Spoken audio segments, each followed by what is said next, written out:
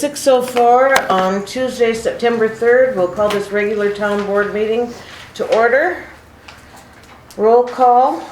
Kramer's here. Ferguson. Here. Kuntz. Here. Harris. Here. Good. Thank you all for coming tonight. Nice to see you. Can you follow me in the Pledge of Allegiance, please? Can you hear it? I pledge allegiance to the flag of the United States of America and to the republic for which it stands, one nation, under God, indivisible, with liberty and justice for all. Thank you.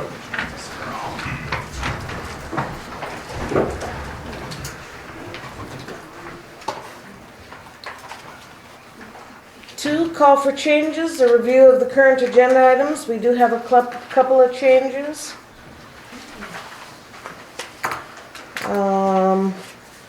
6A, B, and C will be pending, correct? Cal? I know we need to put A on hold. I don't know about B and C. Okay.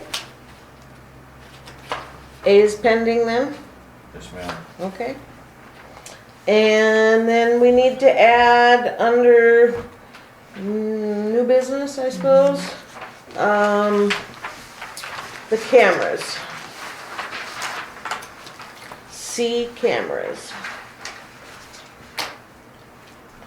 Does anybody else have any additions, changes? Everybody's all right? Okay. I'll take a motion to accept the agenda as amended. I make a motion we accept the agenda as amended. A second, please. Second. Okay. All those in favor? Aye. Aye. Motion carried. Thank you. 3 is meeting protocol. Be nice. 4, consent calendar. Approval of August 20th regular meeting minutes, August 22nd budget meeting minutes, August 27th special and budget meeting minutes, and August 29th budget meeting minutes. Can all be done in one if anybody has the desire to do so. I make a motion we approve the regular meeting and the budget meetings as they read. Okay. Do I have a second? A second. Yeah. All those in favor? Aye. Aye. Aye. Motion carried, thank you. Conflict of interest, please, anybody, make note of it if it comes up. Thank you. 6 is engineer, Anthony.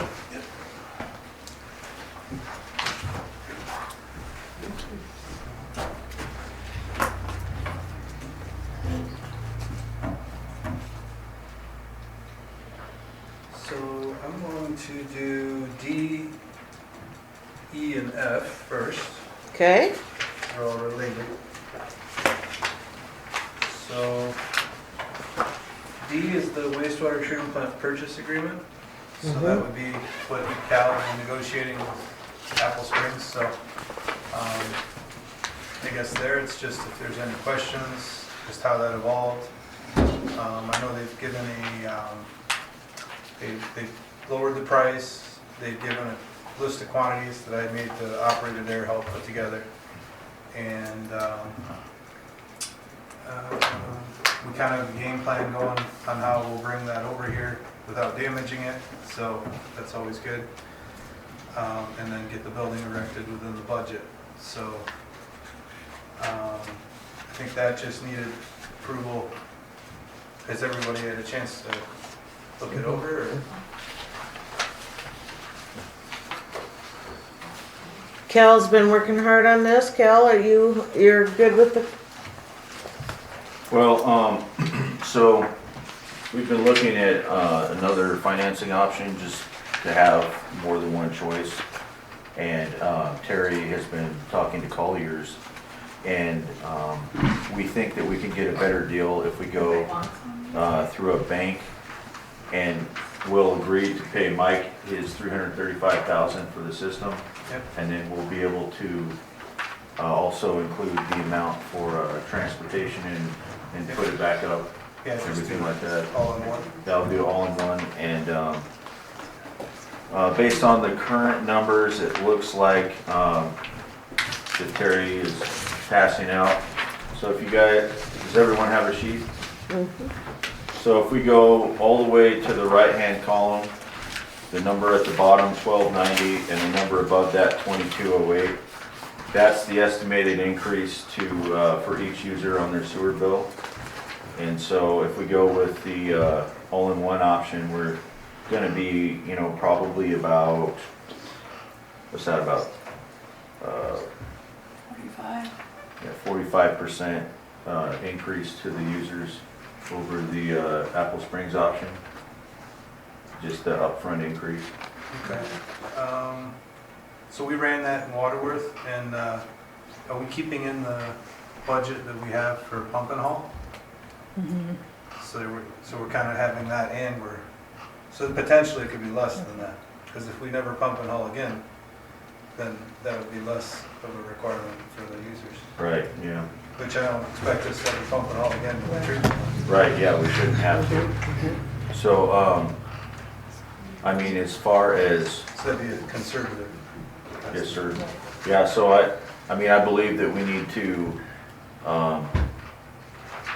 indicate to, Mike at Apple Springs that we do want to purchase his equipment.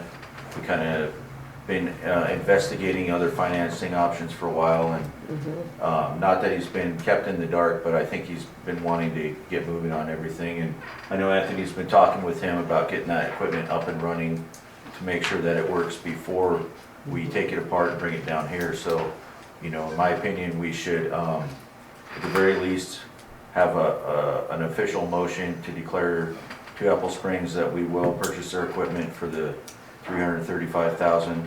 And also in that motion that we are going to investigate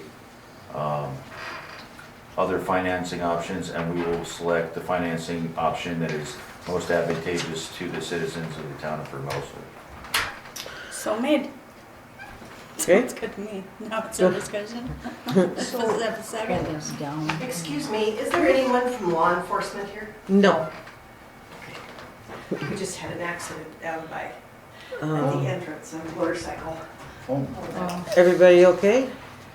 He don't seems know? to be. He Oh, walked, okay. the Pine Ridge ambulance happened to be going by and they stopped. Oh, wow. Well, that was lucky. Yes. Just a minute, Jerry. So on that is, you know me, I'm always trying to save money.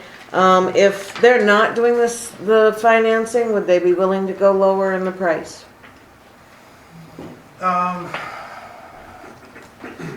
I mean, I can't speak for them, but I think they're kind of at their, because they're looking at replacement costs. So they're looking at, well, they don't need that capacity right now. They don't need it from the study I did for the next 5 years. But 5 years from now, they're going to need to do something. So they could just let that sit for 5 years, or they could have that money and they'll put it, like we did, into a CD or something, collecting interest to track inflation, and then they'll build a bigger plan.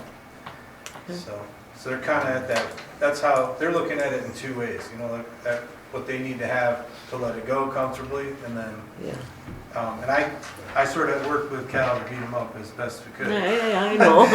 I just have to ask, you know, it just is a thing. You might be able to ask him for the generator, throw that in the deal if you give him the money. He might accept that. Okay, all right. Would he be interested in lower the interest rate? No, he wouldn't be doing it. If we get better interest, I'm saying if Oh, they I'm don't thinking carry that- it. Huh? If they don't carry it, if we get it through a Yeah. bank, then, The interest rate, The but I'm cash wondering out. if Probably Apple Springs would do a negotiate that lower generator. interest. okay, He sent last minute, he changed his mind and wanted to put it back in the deal. okay, And I said, well, let me bring it to their attention. And we also have FEMA grants that might cover our cost of the generator too. okay. So keep that in mind. Mhm. Well, I'd rather have it for free. Propane generators. I'd rather have it for free. Right. I mean, we can use the FEMA on something else, you know? So, all right. So motion's been made and seconded. Kent? That's a question. So you found 4.85% interest? Or is that That's just a projection? No, that's Toby from Collier Security has said that we can, he said it could possibly even be lower, Oh, that they're doing a rate cut next week. So as of this morning, that's what he gave me. great, So, great. And we are approved for the loan, basically. yeah. He said So- we just Toby Morris? we would have, yeah. So we would do a surcharge like we did with our SRF, so, that's it. Great. Yep. Okay. Anybody else on the board have any questions? Jerry? Just one thing on the purchase agreement, on the top of the second page, it's written out in 335,000, but the words are 395,000. Yeah, it needs to be. Yeah, it's a typo. Yeah.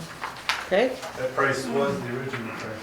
Yeah. That's what I thought, and that's why it's probably good to make them the same number. Yeah, for sure. Yeah, I think- Lower over too. Yeah, the lower. yes, absolutely. Okay.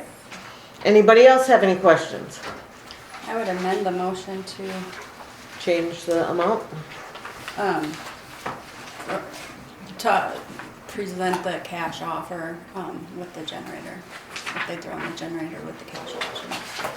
Without, okay, that good, Anthony? I mean, I I can would give say, ask. yeah, I will ask, but I Okay. would say, if you can approve the 335 purchase agreement, and I will try to negotiate for the cash offer, the generator, otherwise, he is Try to. financing at 335, so he's kind of carrying some interest.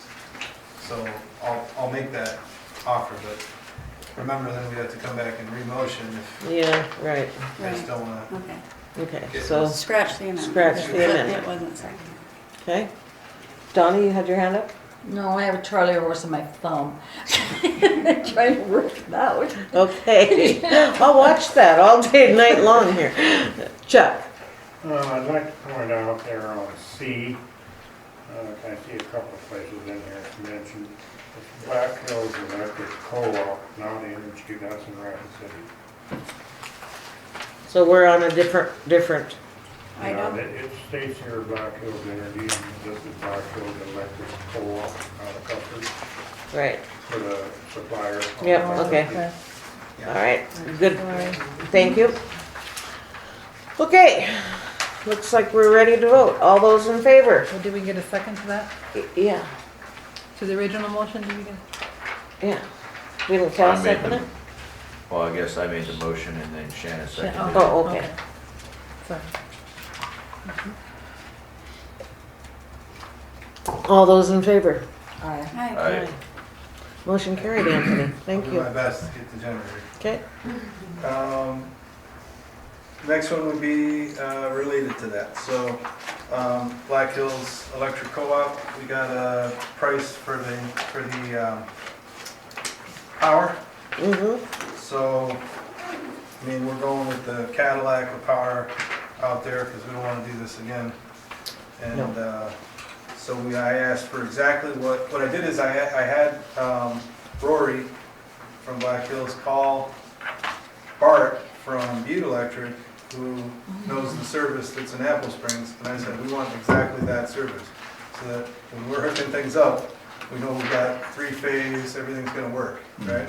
So, and that's what he did, and came up with a quote of $29,872.50.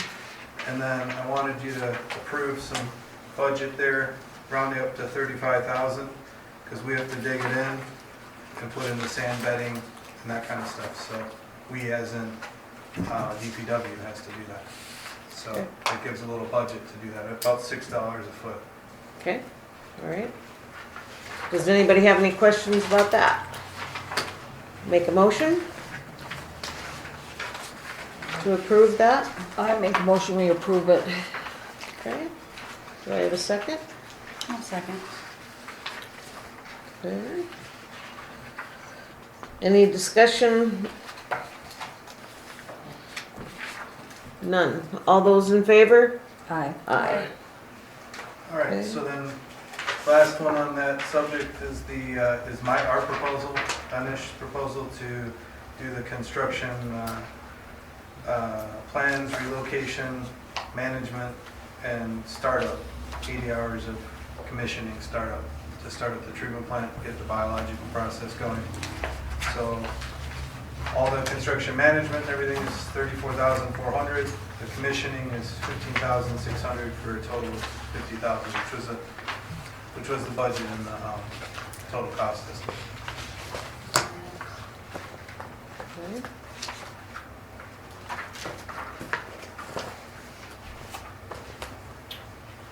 So we need a motion for that. I'll make a motion. I'll second it. Any further questions? All those in favor? Aye. Motion carried. So I've got a handout here that I submitted to the state. Ooh. And it is our breakdown for our drinking water SRF loan. Now obviously, this encompasses the entire amount because we don't want to tell the state we're giving anything back right now. Right. And, but as you can tell, we've got a lot of stuff on here. Thank you.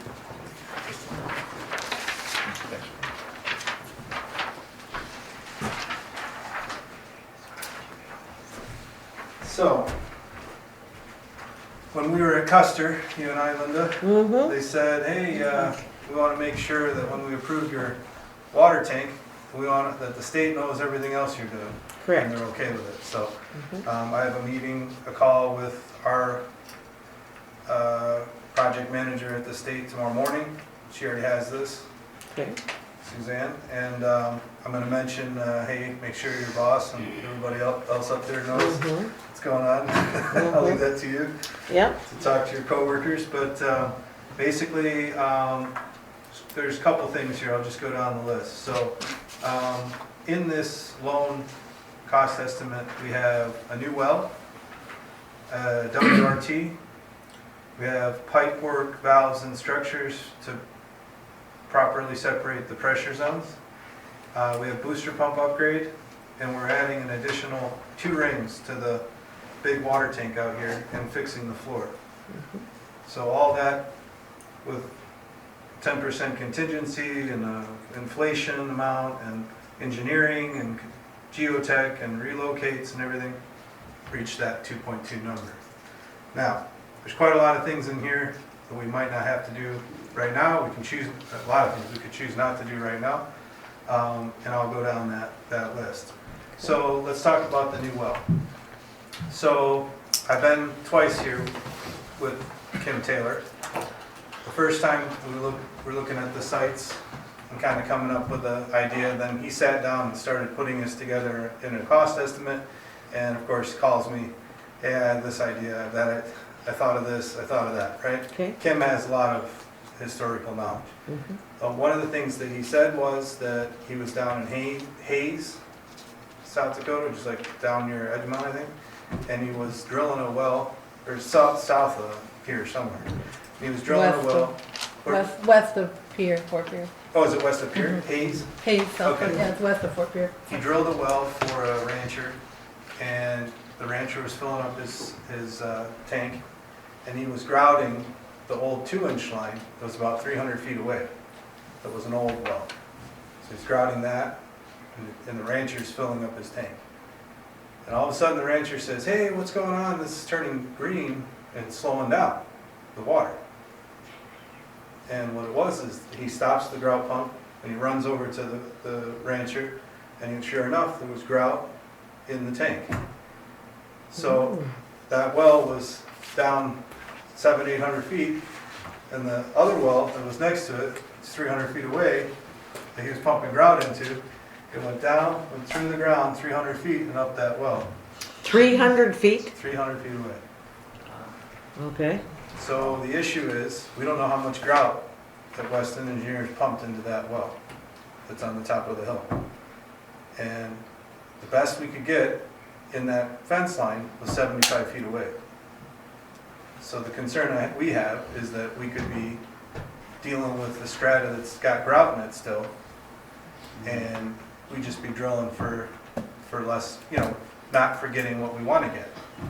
Now, in that same quarter section, and that's why I have here, new well in southwest quarter section 29, township 2S, range 8E. That's as precise as the state gets with the address for the well. So anywhere in that, is that 40 acres? Anywhere in that, you can drill a well. So like I said, in the end of 3rd Street, we have a public park. It's mostly in floodplain, but there's a little sliver of it that's not. I took him there, and he said, well, first of all, I can shave 100 feet off of this well, because it's 100 feet lower than the top of that hill. The second thing is, you look to the left, and you see the highway and the Dollar General, and you see a well, there's a well behind the Dollar General. It's not our well, but it has no radionuclides in it, and it's in the same river bottom. And you're like 14 or 1,500 feet away. And Kim said, if there's grout in this area, I'm throwing my hat on the ground. And I'm like, I don't know anything at this point. Like, the world makes no sense. So the highest chances of not having radionuclides at all, 100 feet shallower, and the productivity would be as well or better. And our Battle Creek well, as well as in the riverbed of the Battle Creek, other than casing the surface a little bit more because you're going through layers of a old creek bed, it's actually cheaper. The well is cheaper. So this well would cost us, just to drill it, including 85 feet of surface casing and 980 feet of 7-inch casing, a total of 1,020 feet is $176,626. And then to develop it, which includes, see, all these things may or may not be needed, such as, does he need to perforate it for 70 feet with the biggest charges, 39-gram charges, 2 per foot. So it's a lot of extra stuff. So 41,000. That would be like overkill, 60 horsepower pump with motor, 1,000 foot of head, 150 GPMs with all the electrical check valves, 700 feet of stainless steel pipe, 161,000. So, and then the reserve pit and the stuff needed for power, drill pad, total cost is 400,000. So I'm thinking that, first of all, what we need is, we need to be able to have that reserve well. If that well is drilled and it doesn't require any treatment, we can hook it to the main that's right there directly. So down on the list I have, from the new well to the top of the tank, 2,200 linear feet at 264,000, that would disappear. So $250,000 would be unnecessary if he drills the well and we test it with his air development and it has no radionuclides in it. Okay. So the next thing is the treatment plant. If we were to drill that well in the end of 3rd Street, that doesn't mean we need to shut down the well that we have on the top of the hill. So we could keep that 60 GPM well and treat the water, have a WRT at the top of the hill, and sometimes our well down by the Battle Creek gets radionuclides. It comes and goes. So it would take care of that in any instance that's gone. I talked to WRT. I told them I want exactly the same system New Underwood's got, 150 GPM with the meat. And actually, there's a media exchange here. I think that might be actually something that needs to be in our O&M cost, 123,000.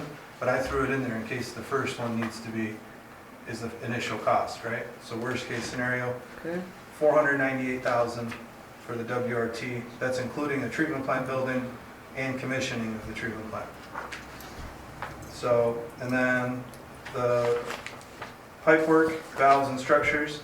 So like I said, I've got some manholes and pressure relief valves, because what I'm doing is I'm coming down from the booster vault to Main Street, and then we're breaking off, and that's the high pressure zone. So there's no line there within our property. And then right there, I'm putting in a pressure relief valve so that I could feed the low level with the high level if there was an emergency, and vice versa, I could feed it back to the tanks and down. So, so then I have the to Main Street, 1,500 feet, which is 180,000. That's for sure. But the $250,000 above it for the new well, that will be determined when we when we test the rated nucleus. Last is the booster pumps. I have booster pumps in here to upgrade that vault to 375 GPM booster pumps. That will raise all the pressures on the west side of town, as my model showed. So that's in here. And then, remember I said that after I do that, I'll still have this diagonal area in the town that'll have, unsatisfactory pressures until I raise the tank. So two rings is this additional height. And while we're doing it, we'll repair the bottom of the tank that's leaking. And that total price, I got that from Great Plains Engineering, which is the representative for the tank manufacturer that we had. And so he gave me that price of $137,850. And that's them doing it. And that'll help the pressure in town. That'll be everything. Now all pressures will be above 45 Everything will be. at the end of this. So Nice. Go ahead, Trina. Which tank is leaking? The big tank on one. the top of the hill. The floor, Um, there's a leak in the floor, so. Yeah, we've been talking about that. Yes. for months. Okay. Yeah, so when we're gotta take it down to do that repair, so you might as well add the 40 feet while you're at it. Is this gonna happen, I mean, if we approve these things, what's the timeline for, Nothing will start till next year. that's what I thought. Yeah. Okay. Yeah, right. We got some things ahead of it Yeah. that have to get done. But the Custer County wanted to see our full plan, Right. what we're using this for, and this is at 1.625%. Okay. So, Excuse me, Anthony, Kathy? When you increase the pressure, you're not gonna blow up people's water lines, are you? we have to have some town hall meetings, fireside meetings. I suggest having some sub sandwiches and drinks and stuff like that. And let people know Red ass that rhubarb? pressure's now going to be, it is in the ordinance, right? So What, so red ass rhubarb? No, put that in there. Oh, okay. No, it's the pressure, that it's Oh, 45. yeah, But we yeah. just know that people are living with Right, yeah, less than it's that. a so lot less, yeah, we need to kind of prepare them. and they're See- pretty old. Yep, get Yeah. maybe, you're gonna have people that just ignore it and then all of a sudden have some leaks in their plumbing, right? So the best we can do is as much public engagement as possible. Let people know that things are gonna be the way they're supposed to be, so. And we'll probably take it as far as phone calls that day or the day before, or, we'll, Doorknob. Yep. Doorknob, hanger things, and, yeah. we'll go all the rounds. Yes, Chuck? We're running about 75 pounds in Ferguson South now, so chances are pretty good we'll probably have to do some pressure reducing valves in some of these areas. Unfortunately, you can't have good pressure in one spot and then not in the other, so to equal that out, you're going to, as he said, we're going to put the rings on, which will increase everybody. Those that already have good water pressure is going to have really good water pressure. So this is one of the things we ran into on Marie Street, that we ended up having to put pressure reducers out there because when the booster station was running, we were exceeding the pressures. And some of those still have those pressure reducers in there. So when the volume went down, or the pressure went down, then they started experiencing some issues. So that is another option to control the overall area, is pressure reducing valves in some of the areas where it's too high. Okay. Connie? I know you're talking Marie Street and Ferguson Development, but that's also brand new water sewer lines. Our old part of town is so old that I'm not sure what kind of pressure is, what's gonna happen when it's open wide up. Go ahead, Chuck. That's not completely true. Everything was put in 99, 2000 throughout the whole town, so it's all 6-inch class C900, which is pressure rated at 235 pounds. So That is the town's, yes. but from the town to the house could be, Well, most all of those lines are replaced at the same time, so Okay. from the main to the curb stop, those service lines are put in, they have 200 PSI black coil plastic. So from that curb stop into the home or house or whatever it is, that could be an issue, but everything that's on the town side was all replaced. Okay. Joan? You're talking about informing the residents, which I understand, but what can a resident do to prepare for this? Anything at all, or just wait for it to leak? Yeah, so there is things that can be done, but I do have a very simple solution to Okay. everybody's concerns. Okay. We can add the 2 rings to the tank, but we can set the high level at what it is now. And then we can address this issue with the residents. And when everybody's we can add a foot, we can talk to people. Add another foot, talk to people. And slowly we work towards that pressure, because as we're adding it, we're gonna maybe run into half a dozen or something. We can address it with time. We don't have to full blast the system. That's good. We can just be ready to full blast it and then do it To slowly. the bottom of the pot. And she was sitting on the pot. Okay. Thank you, Anthony. All right, go ahead. Continue. Yeah, so that's pretty much what I've prepared for Custer County, and I'll go over it with DANR tomorrow morning, and then I'll submit it to Custer for their September 11th meeting. So when we were there, I made notes on what they're expecting from us. So one of them was DANR quote signs off on our scope, so that's what you have in front of you. The other one is the cost estimate. Oh, sorry, that's all one. The other one was my engineering for the tank, and so that's on here. That's B. And so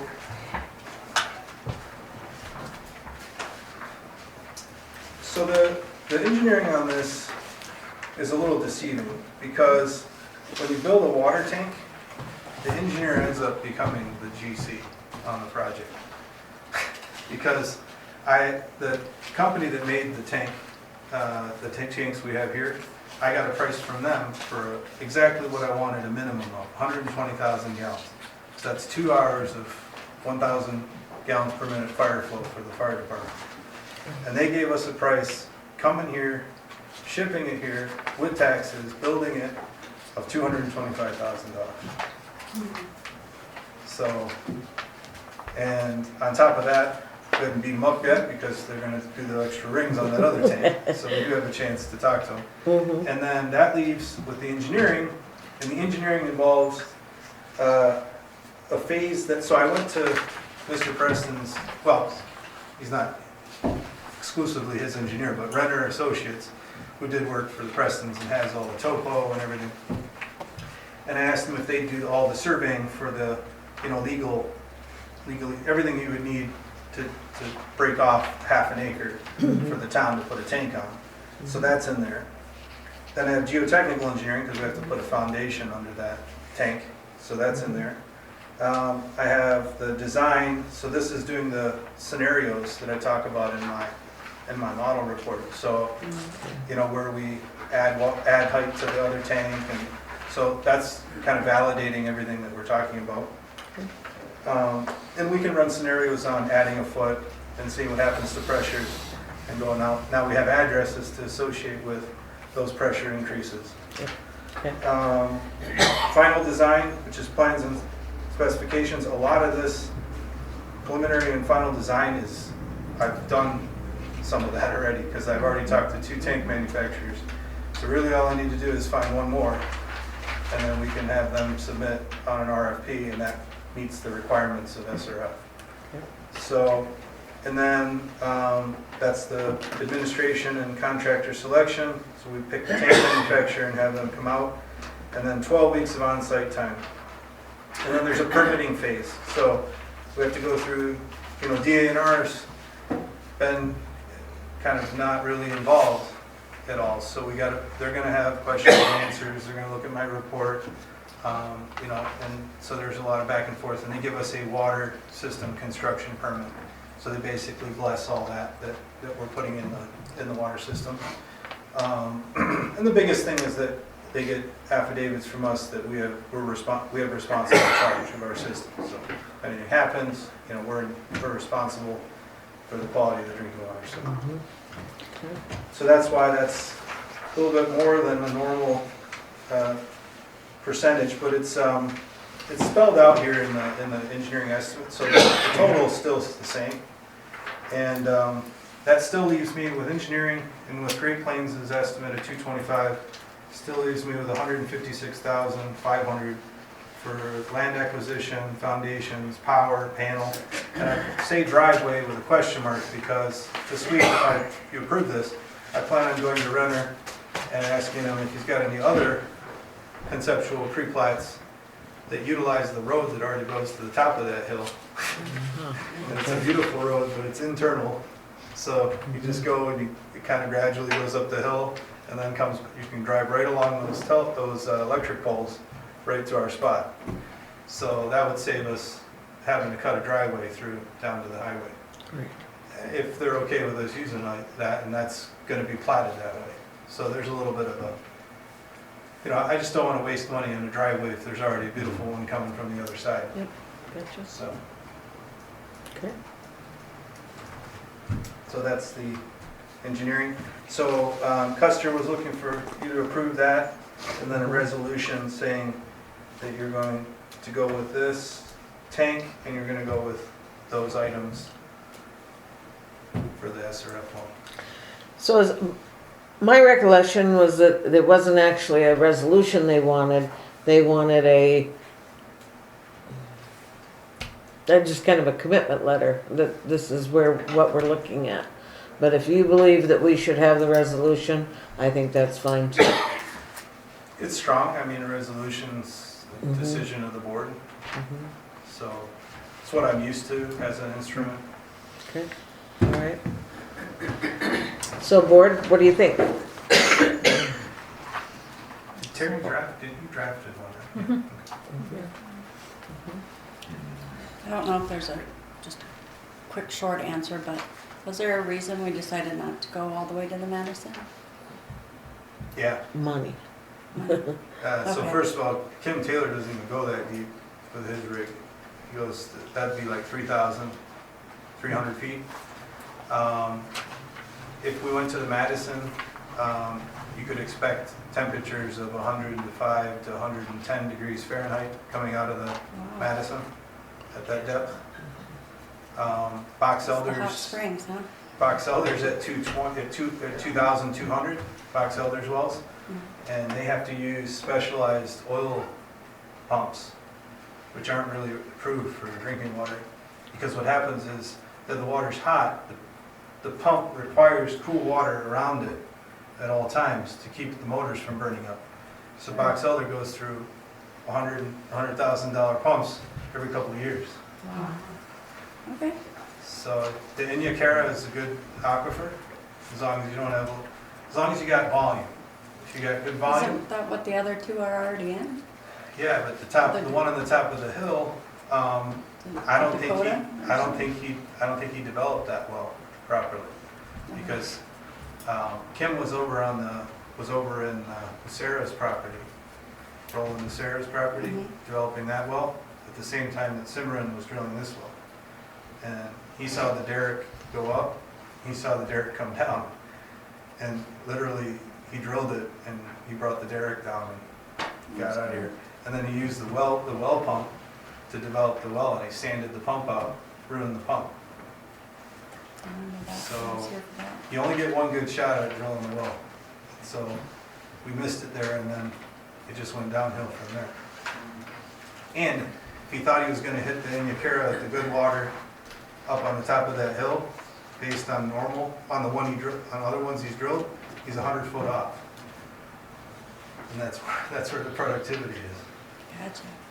Okay, thank you. Okay. I would entertain a motion.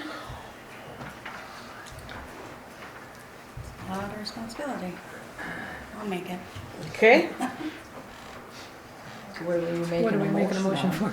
Yeah, what are you making the motion Whatever it is, on? Linda Yeah, wanted. If you First could thing spell it is- out for It's, Terry. Let's start with the We're resolution. approving. mm-hmm, Yeah, the resolution covers all of these points all of the points, already, right. so. I'll second it for discussion. Okay, so Shanna makes it, Cal seconds it. Go ahead for discussion. I mean, this is a big step, you know, 2.2 million, debt that we're taking on to do these projects. Pretty much necessary. I mean, it's gonna require future development to help us pay this off. I mean, just so everyone's aware. I mean, if there's anybody, if you would let me, I would like to invite any commentary from the public to see if they have any concerns or anything like that, or is there anybody that'd like to make any comments? Anthony? Maybe mention to them that you did your budget meeting and you used the new Yeah. software to model that. Right, So I took a look at that before I left my office today, and I saw the no intervention versus some rate increases. yeah. And if you think that no intervention looks bad, you haven't seen anything yet. Because I've seen towns where it was like, so the fact that it didn't do that, didn't drop below the zero line, it just sort of approached the bottom threshold line, is not bad. So you can feather that, what you Right. did as an intervention. And I guess what I mean is, if we had no increase in ratepayers, we could pay it off and there will be rate increases. There's gonna be rate increases anyway, but the rate increases will be higher if we don't have Yeah. ongoing development and getting these new neighborhoods up and running. And so, you know, I mean, do we have the numbers on that, Terry? What we covered with Alexander from Waterworth? It was like wasn't it a 10% increase on the rates? Yeah, we got, And a 9%, 10% the first Yeah. year, and then I think, Yeah, is that 9 or so, 9%? yeah, it's like 10 and 9 and 9, so, It's a gradual increase. yeah, 10% the first year, 9% the second year, 9% the year after that, and that assumes no increase in ratepayers. Yeah, and I saw that even when you didn't do that, you didn't really run into the threshold until like 2027, I think it was. It took a while. So even though you took on that loan, it didn't drop, because you're paying a payment, you know? And the other thing that you might not have done is, you pay only interest for 2 years. Oh, okay. So you don't start paying that payment for 2 years on an SRF. So if we close in 2025, you won't even have a real payment until 2027. So that can be pushed out farther. But that's covered with the rate increases up front. Yeah, you're very conservative, yeah. The 10% and the 9%, 9% covers that increase in the payment in 2027. Yeah, and you know, with those other little modifications, you maybe break that in half and spread it over a longer period. And if you break 9% or 10% in half, you're at the inflation rate. So. Okay. So does anybody, Trina? So, don't bite my head off. This is great, and I love it, and I totally agree. It just makes sense. Been putting a lot of thought into this for 8 months, and it just seems like the most logical thing. My question is, why didn't we, or why aren't we gonna look at rural water? That's more expensive to hook up. Well, the hookup would have been covered by the state, but in the long run, we'd still end up paying more, I assume. That is correct. And there was only a guarantee for 5 years, if I remember right. And then the rates would go up again. Yeah, sure. And there's no way to stop it. This Once it's done, the amount is the amount we owe, and if we double the amount of users, then we can cut the price in half. Right. With rural water, it's gonna be what it's gonna be, and there's no guarantee that it's not gonna be double or triple, 10 years from now. We don't know. I'm not saying it would be, but we don't know. It might be, you know? So, And, I can- this is owning our own too, excuse me. Go ahead, And I can Anthony. add to that to answer your Yeah. question. So rural water has a well behind the Dollar General, Yeah. and they have some water main, and they're planning on some more water main next year. Yeah. So hooking up to rural water would be like buying a car, all they're giving you is the gas. Mm. So they have no tanks, they don't own any of the pipes in the ground to connect to your house. Yeah. And so like, they have no ability to put out a fire, even in their system of their own. They have no hydrants at Paramount Point. So they kind of are not a system yet. And the concern would be, is you're paying more gas, they're paying more for gas with them than you would with us, as in the town. Yeah. And they're gonna need to figure out a way to pay for the tanks and things that they need. Yeah. And so that's gonna be off of your user rate. Yeah, when I researched them, they seem like really a small, They're just getting going. they're just getting going, and they, yeah. And so the guarantee of clean water too is not necessarily there. Yeah, they haven't drilled their well yet, their second well yet. So it's anyone's guess when you're drilling a well. The only guarantee is got the ones that are already in the ground. Okay. Jerry? Yeah, just a couple questions. A little bit I was kind of involved when we chose not to go with the rural water. And one of the things is we lost our negotiation ability once the judge made their rulings and confined us to, you know, where we want to go. I mean, they were talking like, okay, say we would have gonna take more of the Marie Street. You know, now they have Marie, we'll have a sewer, they'll have the water. But when we were talking before, the judge made the ruling, it was favorable. Once the judge made the ruling, they says, well, we have the right of way. They wanted to put on, I think it was a $4,000 tap fee, even though we were gonna provide the water, and we'd have to have a $2,000 tap fee. So it just got to be way out of control. And the system that we're looking at now, we kind of know what the size we're going to be, because we are limited by the judge's ruling that they have outside. So we know what we got. And that's another concern. You know, I don't know if we're going to be able to, someone mentioned that we might be able to double the number of users. Well, within the city limits that we have and what we can serve, I don't think we'd be able to double them, but we will be able to increase them.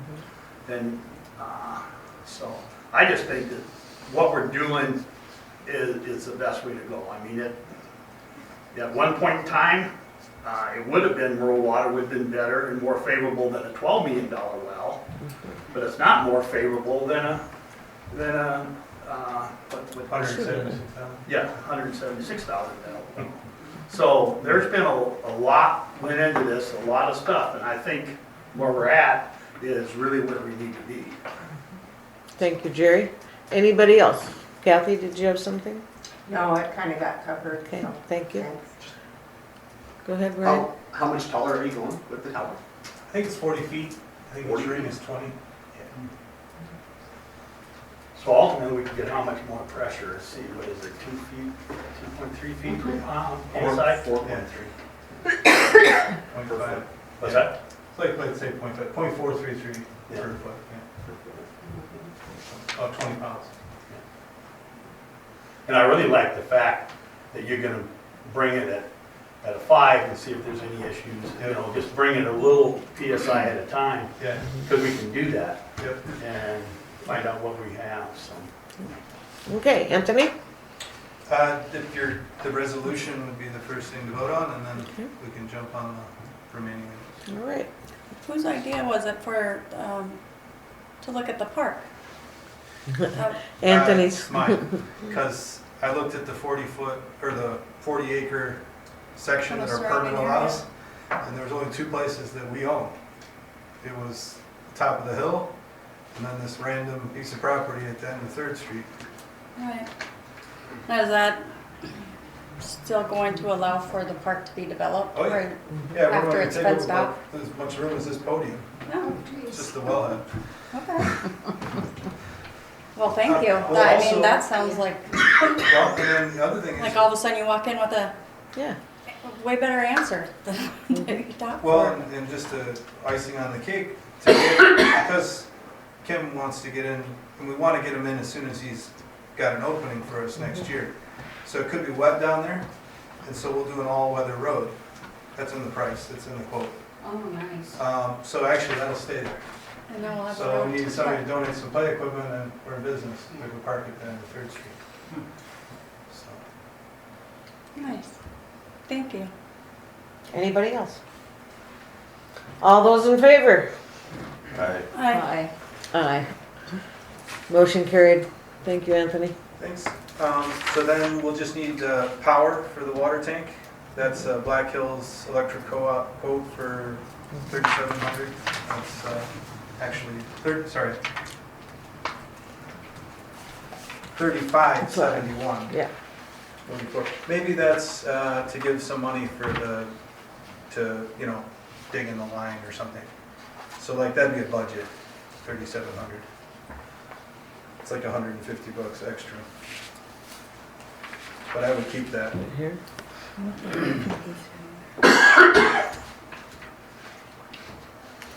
So we need B and C approved? Yeah, yes, please. Okay.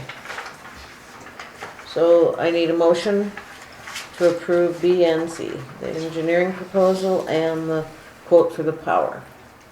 I make a motion that we approve B and C. Okay. Second. Donna makes a motion, Cal seconds the motion. Any further questions? All those in favor? Aye. Aye. Aye. Motion carried. Okay. Did you get what you all needed tonight, Can I Anthony? say something quick? Go for it. Well, I was here previously for 10 years, and I like Ron as a person, I always have, but to hear you explain stuff in meetings and be able to follow it, I really appreciate that. Because Yeah. it wasn't that way before. You're right, it wasn't, It yeah. took a lot of, Mhm. And I take that as a compliment because I have other clients that had Ron as well. And they said the same thing, that Ron, We don't have to they read haven't had one between good since lines. Ron, so yeah, that must be a really good compliment. So I appreciate that. I've never and met Ron. organized and. I really like him, he's a really nice He works guy, for but, BOR right Uh-huh. right now. yeah, so, And but this thank you. proposal that you threw together just since the meeting with Custer, it's phenomenal, so thank you. Yeah, and I had to have a lot of meetings to come, those are real numbers. So I Yeah. didn't just create them. So yeah, And it's not a, well, pending, I I gotta got talk to the so-and-so. supporting Pending, document. I've never seen stuff come together this fast, so it's amazing. Thank you. Thank you. Thanks, Um, Anthony. Didn't get on the agenda, but Jill sent it, and I thought I'd mention it before I leave. Rapid City had a letter come in, well, DANR sent it out, it's like a notice. Today I got it. It just came in today. And it's related to air quality.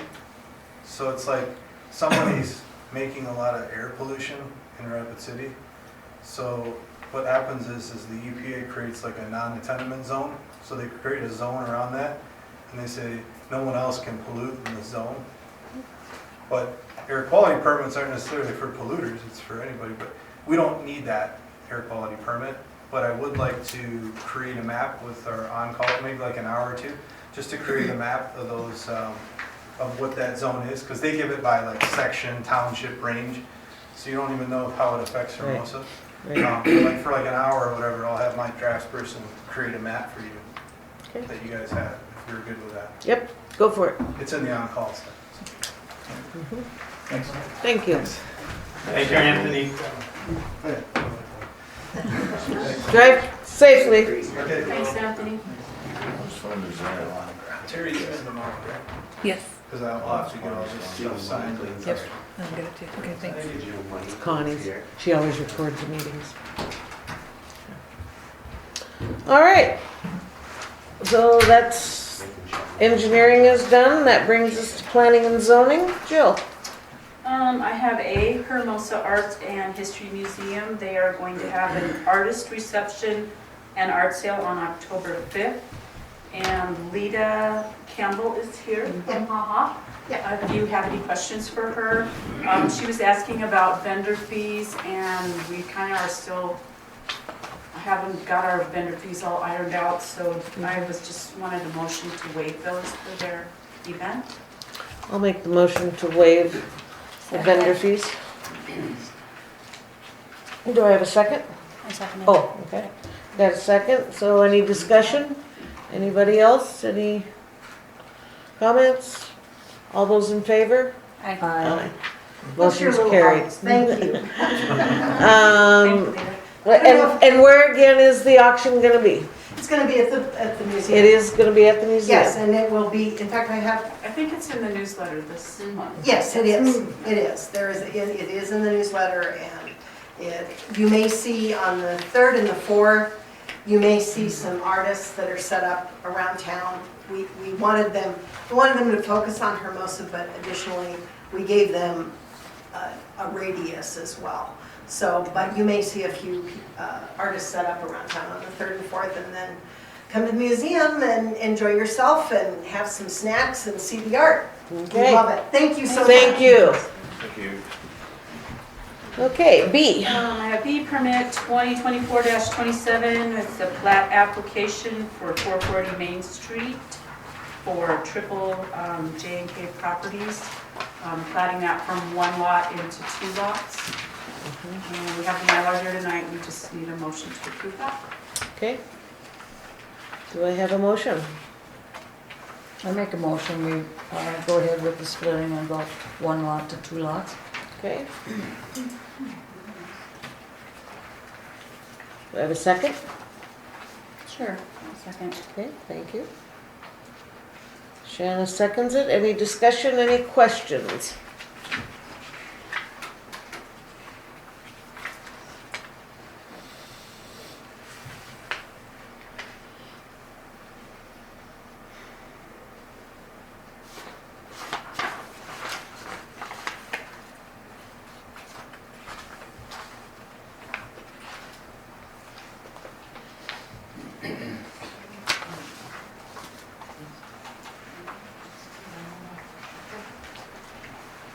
Do you know anything about what's going on there, Marshall? That you want to share? What's that? Do you have anything? We do have, we're working with a nonprofit organization on that. That's all the further I want to go with that. Okay.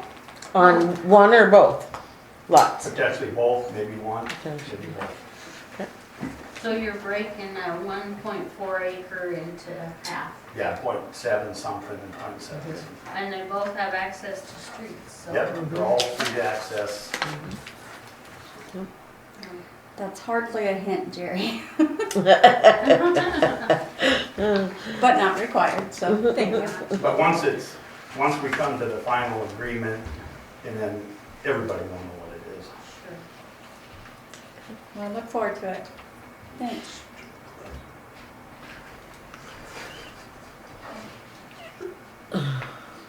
Chuck? No? I'm just wondering about water and sewer there. There are taps there now. It's split into 2 lots rather than 1. There are taps that are existing there now. For both? Don't know that. Don't know that for sure. So when it was a trailer park, you remember that? When I first moved to town, there was like 6 or 8 trailers up in that. High off the ground. That's all been abandoned. All those lines Yeah, have been all that's gone. gone. Right now, the way I understand it, there's a water tap at the corner of, we would go up the Buzz, Fourth Street up to Buzz's place. Mhm. There's a water tap there. The sewer runs right along Fourth Street. So both properties would have to come from there. 'Cause The that's lines. where that area of town is served from. Okay. There's nothing that they could be served from up on Fifth. Okay, thank you. All right, all those in favor? Anything? Hi. Aye. Aye. Motion's carried. Thank you. Yes, Jerry? Will you guys be able to sign the Mylar tonight then? Get it right here. Okay, thank you. Okay. All right, C. I have 2024-29, which is a floodplain application for the lots over there just east of Hermosa Hills. They're zone commercial, lot 23 and 24. The application is a call for placement of fill to raise the minimum elevation of the lots above the BFE, base flood elevation. And Elmer in his staff report does recommend to approve the floodplain application. And then he'll have to come, get it up to the level it needs to be, and then he can come in and get his building permits. It's not gonna cause any runoff issues across the way? I think Elmer in his staff report has all the rules he wants him to follow for drainage, and so when he gets that all done, we'll send Elmer over there to look it over and make sure everything looks good before we even. So we think need about to approve it with those being met. just to do the fill, yeah. Okay, So made. do I have a motion? So made. So made. Motion's made. Do I have a second? I'll second it. Thank you, Donna. Any comments, questions, discussion? As long as the drainage is met, I don't see a problem. So that motion is including following the floodplain administrator's conditions. Yes, ma'am. All those in favor? Aye. Aye. Motion carried. Very good. Thank you, Joe. Thank you. Thank you, Jill. Rush out the door, so fast it hit you. Yeah, you know, I don't blame her. Is it time yet? Not quite. All right. So that brings us to claims.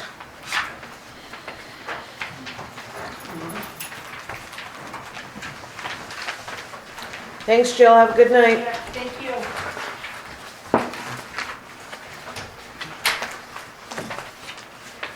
Connie, I see you are on the claims list again. You must have trapped another one and, okay. Was it one that you've been trying to catch or just? Yes, actually. Oh, It was. awesome. Yep. Oh, good, okay. I haven't seen any issues lately. Yeah. None. I don't know what We've to do. gotten rid of so many. I mean, we rehomed a lot of the adults. I think we're up to 17 or 18 kittens that amazing families have adopted, and then they'll have them fixed, so. Awesome. Thank you.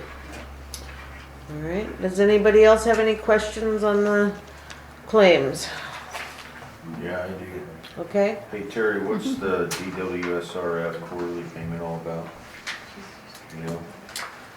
That's one of our, Sewer loan payment. yeah, it's a payment. We just do quarterly payments on that.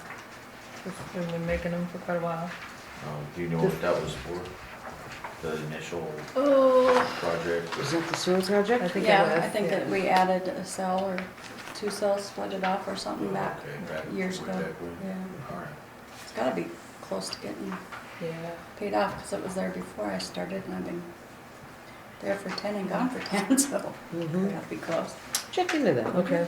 I will. Just curiosity. Thank you. Okay. Jerry, did you have your hand up?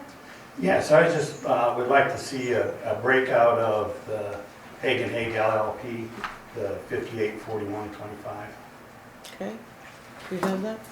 I do.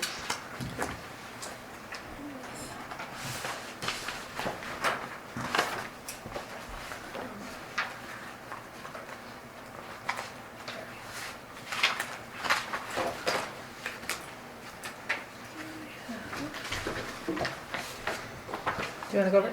Sure. You wanna, oh, okay. Wasn't that nice of you? Yes, Questions? thank you.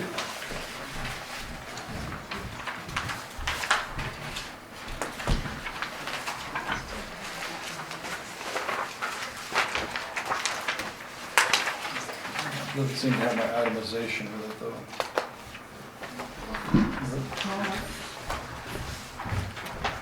That's what she sent me. Oh, I got you. Okay. Do you have a copy of my itemized? Yes, this last one, yeah. And this, based on the new retainer agreement with the town,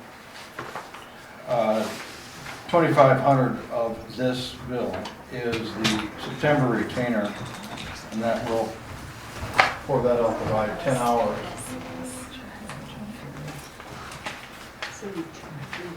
There. Yeah.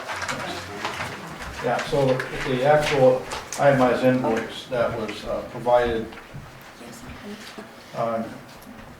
prepare for, 618, prepare for meeting at no charge, travel and to attendance at regular meetings, total of 4 hours at night.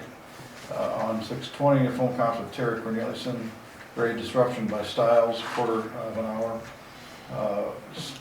June 21st, letter to Custer School District is follow-up to letters sent, 618, half an hour. On July 2nd, phone conference with Attorney Utter, Assistant City Attorney for Rapid City, no charge. Receipt and review of information from Attorney Utter, prepare for meeting, research, read job description, travel to and attendance at regular meeting. All of that was 4 hours and 4.25 hours, excuse me. And on July 3rd, preparation for town hall no trespassing notice, half an hour. July 15th, preparation of job description for town attorney and subsequent meetings with, or discussions with attorney under review, rep cities, for 1 hour. So on July 16th, travel to and attendance at regular meeting, 3.75 hours, total of 14.25 hours. Now that was at my previous rate of $325 an hour. And under the new retainer agreement, services will be provided the first 10 hours at $250 an hour, or for that $2,500 retainer monthly payment. And that is non-cumulative. So for some reason we don't have a meeting or something like that. Unless you guys like meet at Will or something. It's non-cumulative, but it's 10 hours, which I think based on average we'll easily use 10 hours a month. And that'll be provided at $250 an hour. The anything above that's at $275 an hour, as I recall. And so that's how we get to the current invoice. Like I said, that doesn't include September's. So we use them up. Saying. Jerry had his hand up first. Jerry? Yes, some of the things that you read there, I asked at the last meeting I was at too, where you submitted, and some of the things were the same things. Unless this is the right. I don't think This that's is the the most right recent, one. isn't it? No, it's not, because. We've already So that one paid we you for it, paid you you just on got the done last reading. meeting. Oh, good point. Let's see, where's this pick up at? Should be 5841.25. Because you read the 618 already. Right. So this started July 17th. I Well, think. he said 618, that's Styles interruption. Yeah, that's, You already billed for that Right. on the last one. and that's not I just want to make included sure on it this didn't bill. get double billed. No, it Right, did right, not. yeah. I'll double check with with Maria. So to make sure we're not getting double bill, we set that off of against the old invoices and check that out. I want to make sure that That's doesn't just like a happen. running- Thank you for Because bringing not only was that, This there's is a that one, running Kim, but total there's a couple other on items there, also. so, Oh, so maybe so, yeah, so this, yeah, so let's see.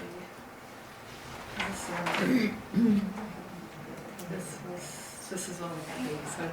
Oh, that's what you're. This is the one that is on our claim for this Oh, time.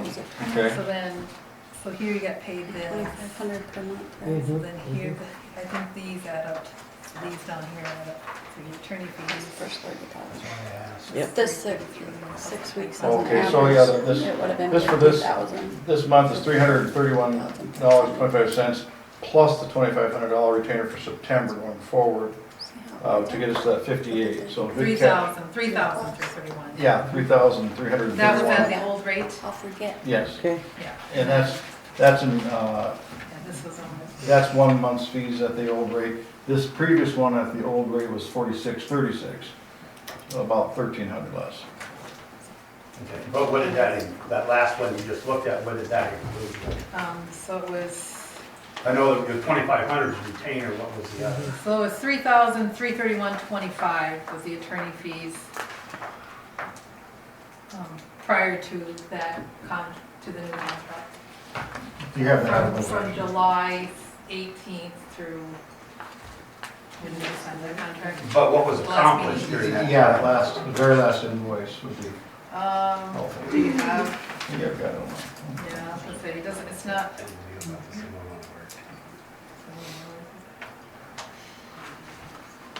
Was it early in August? It was a 5 Tuesday month, They got it milked down. the 17th of, no, that's September. 13th September. of August? No, 20th of August.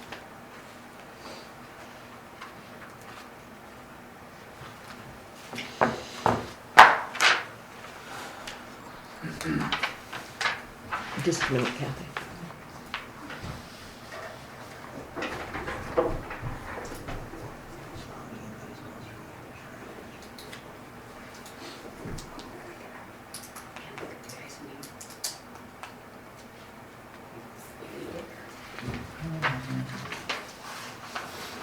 See, you received that last Thursday, didn't you? Yes. I wonder if you sent me a copy of Is that my bill? Your question? I'd like to amend the motion such that the reference for the Hagen item contains the September retainer. So it's mentioned in there. Because it says that it ends Yes. at August 29th, but that's not actually accurate. But if there are any additional services in September, they can be covered on the next claim. So I don't know if we need to amend it to say plus September retainer or include it up to September 30th.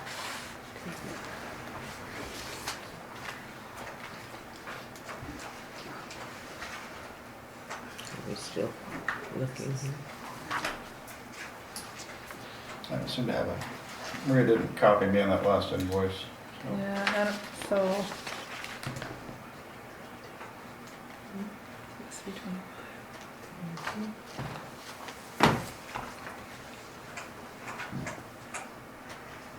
It would have been 10.25 hours. That would have been the 3,331.25. That sounds right. That's all right? I like that. There's, So that would have included the 2 meetings in Yeah, there's August. 2 meetings in 2 there. meetings in August and getting Yeah. ready for those. And Two then, meetings probably got most of the 10. yeah, we Yeah. did, 2 so it's meetings and then, 10.25 hours, and then we have couple contract reviews. the September retainer of 2,500, so that, and there was like $10 in copies. So, does that make sense? No, the reason I'm asking, just so it, Yep, No, it's a good absolutely. catch, I Yep. appreciate that, because usually I get a copy, and we've, the whole main level of Maria's offices and the entire computer system is now, what we still use has been moved upstairs, but it was during that transition, so God knows what it might have gone out, but I believe it was right, you know. Thanks, Yeah, appreciate it. thank you. Okay, so you want to amend that to include?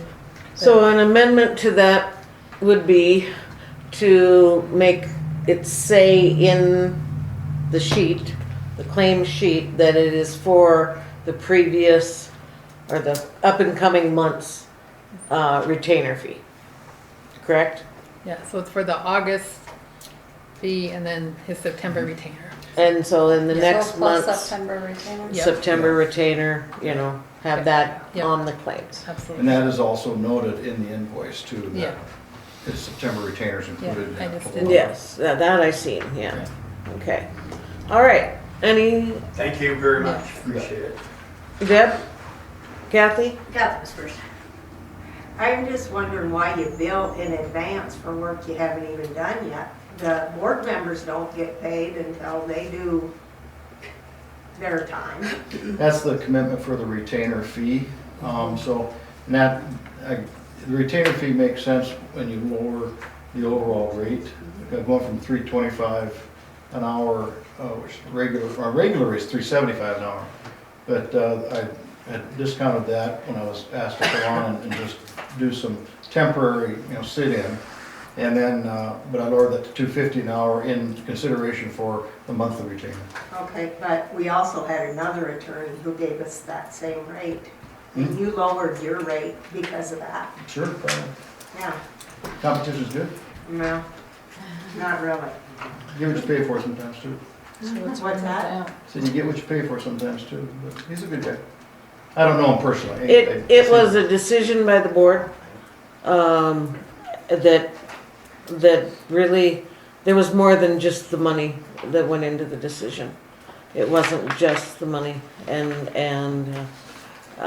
so it was made by the board. 4 people made that decision, Kathy. So, Deb? I was just wondering what the Pennington Title Company, what that's for? We needed to do some research for Anthony for the projects, so. That was a board approved motion too. That was a board approved motion also, yes. 3 meetings ago. Yep. Okay. All those in favor of the claims and the amendment to the claims? Aye. Aye. Aye. Motion's carried. Thank you.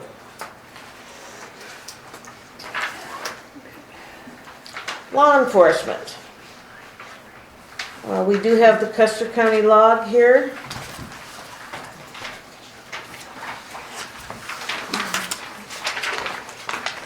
Starting the 3rd of August and the last one being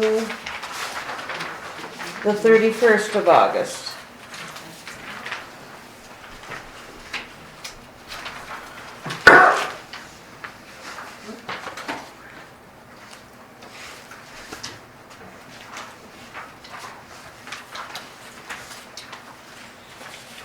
There's nothing drastic on it.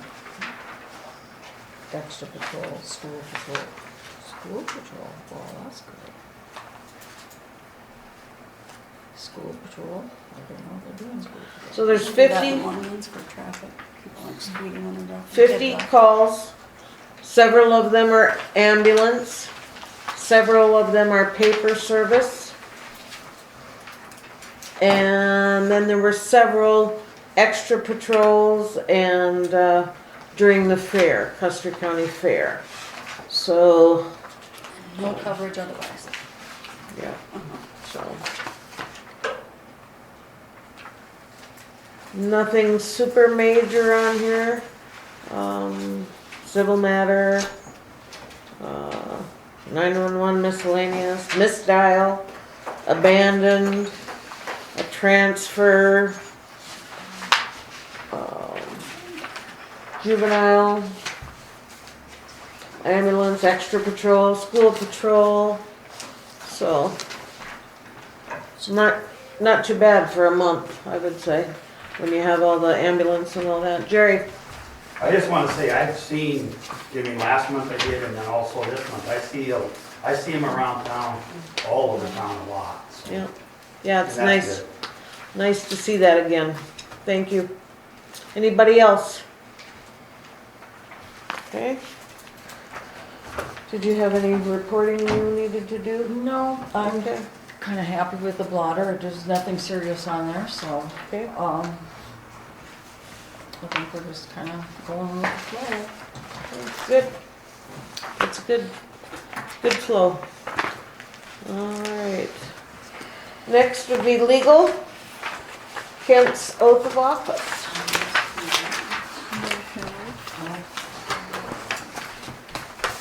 Oh, that's why he has to sign that. Never thought that we had a hearing this I have morning. to get it first. Oh, come on. And I have a copy that we're gonna sign over here, Ken. Okay. Jerry's got his hand up. Swear. Aye. Aye.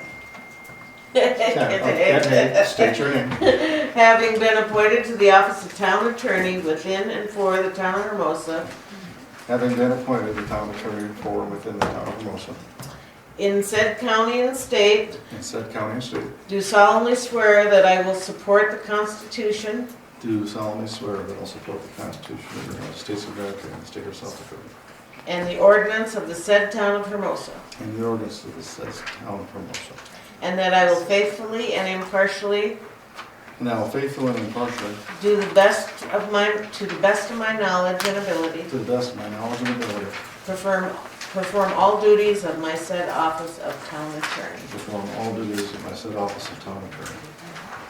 Amen. Thank you, Ken. And sign this one. You're welcome. Right here. And then pass it forward.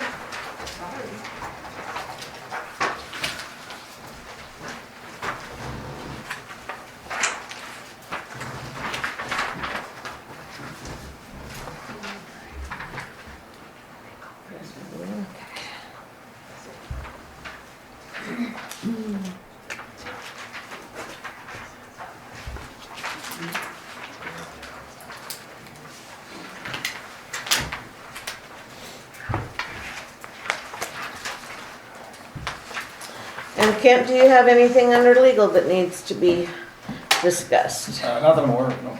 Okay? Jerry? When we left 9, we didn't talk about 9C, abatement. Abatements. And I don't have a sheet in here to even go over. She didn't do this one. What? She didn't do this one. So we don't have one, so I will check into that. I asked you a question, not last meeting, I wasn't here, but the meeting before that, on the abatement logs. In one log, it had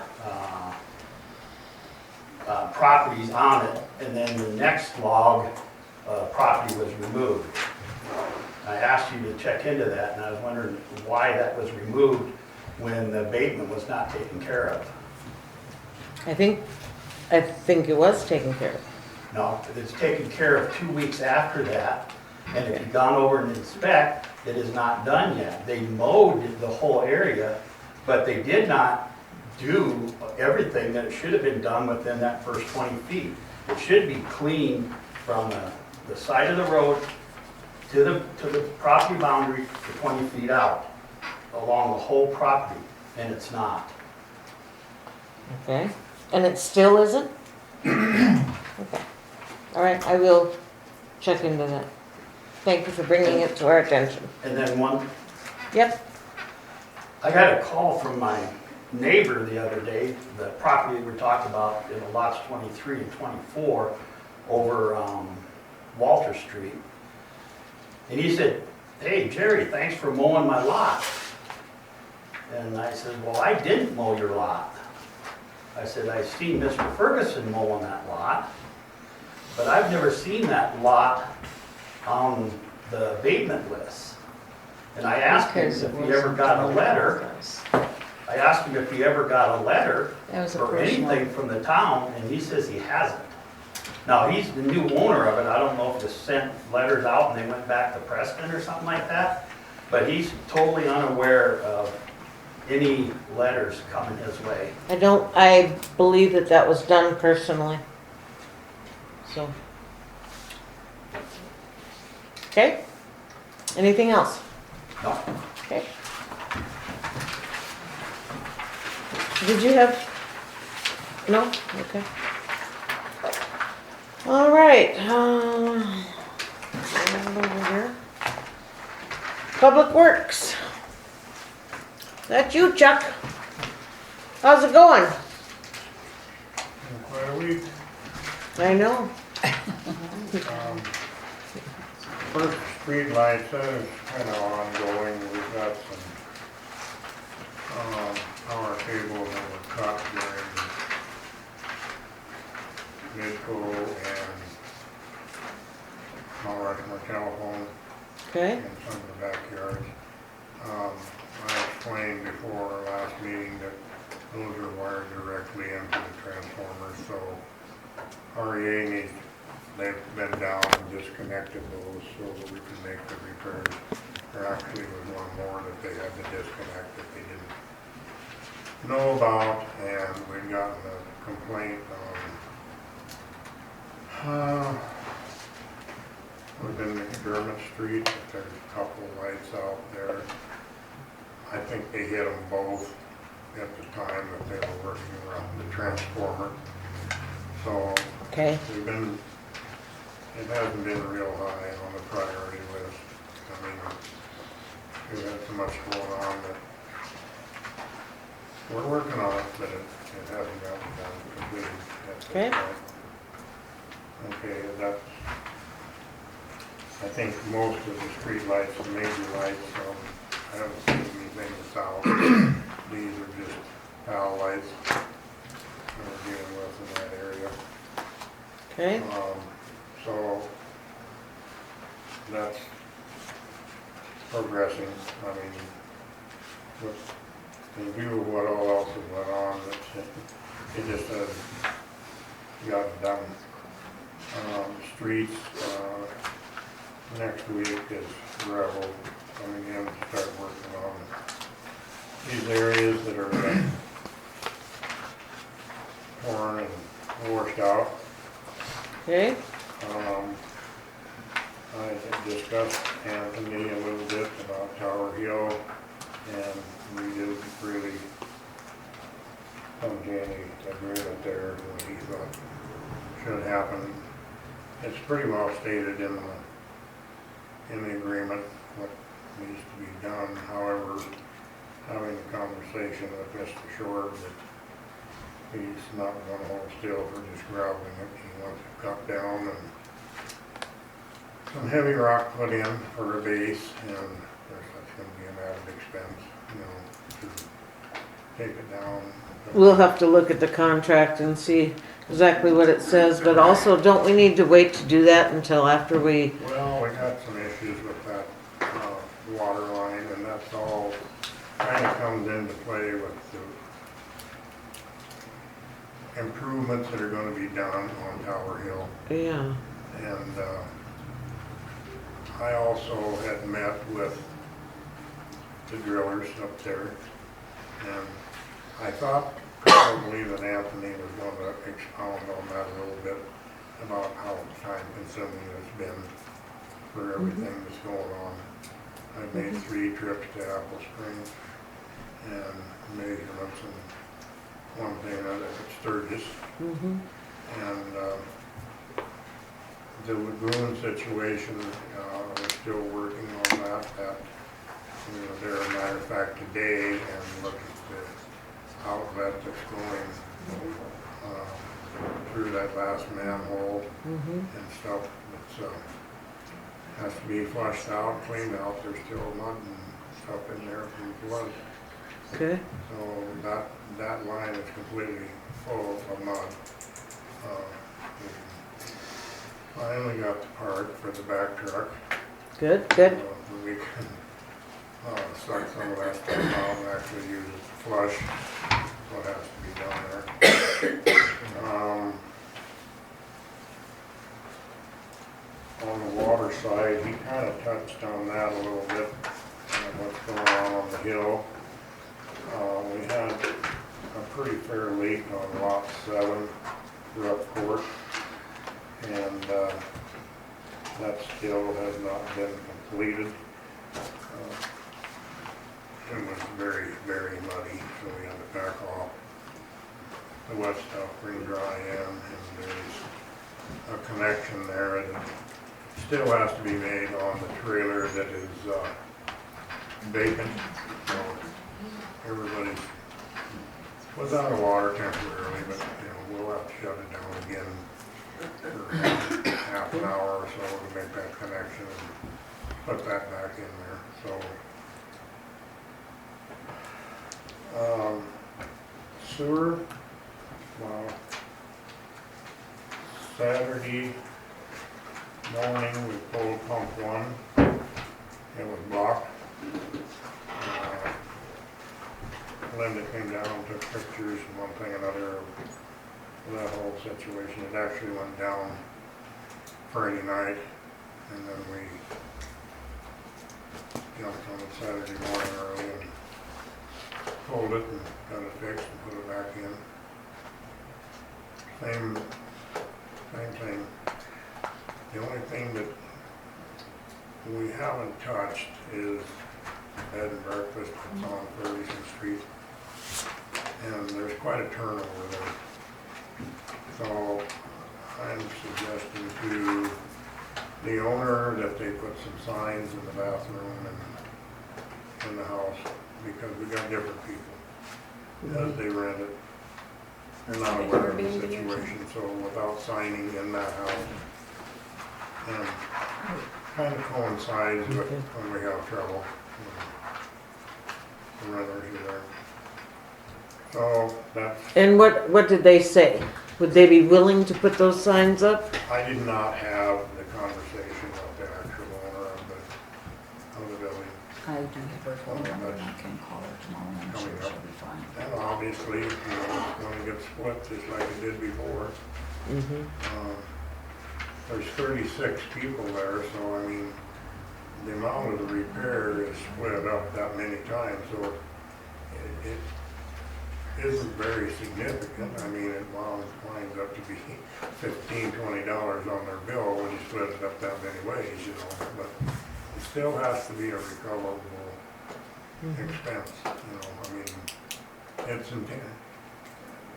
human cost, and I mean, we're not getting away from it. So, anyway,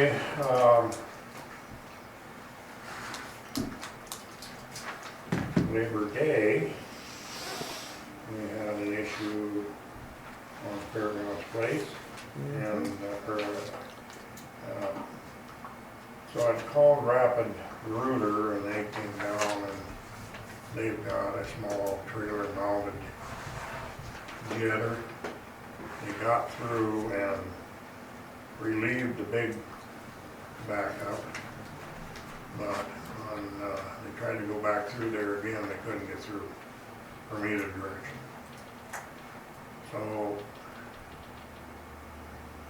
Monday morning, Labor Day, by having friends in low places, called Rapid City Sewer Department, and they graciously sent 2 guys down with their big jetter and knocked it out. Did you see what it was then, or you just never see did. it? We had a screen in there too, never did see what it is. Now tomorrow, Rapid Rooter is coming back with their cammering machine, and Donna picked up the test ball today so we can block that daily flow to be able to camera that area and see what may be the problem. But we had about 100 feet there that was an issue.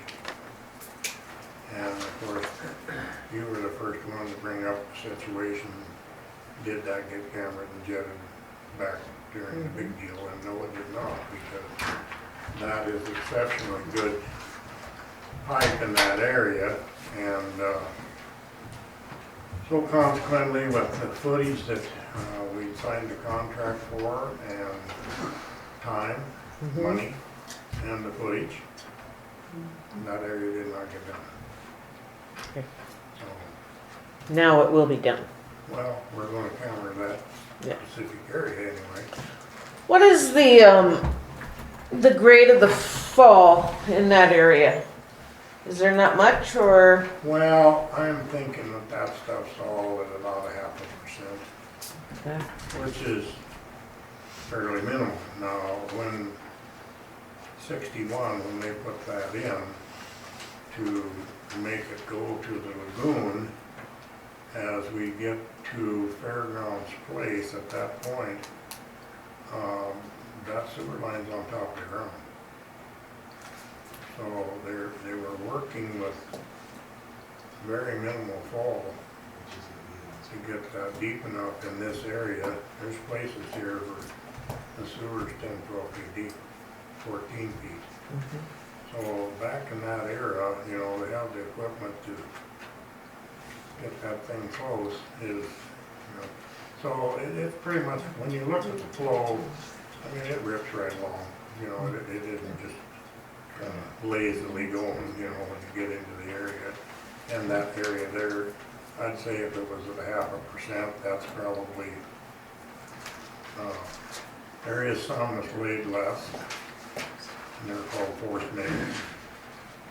But most all of the flow is pretty good when things are okay. Okay.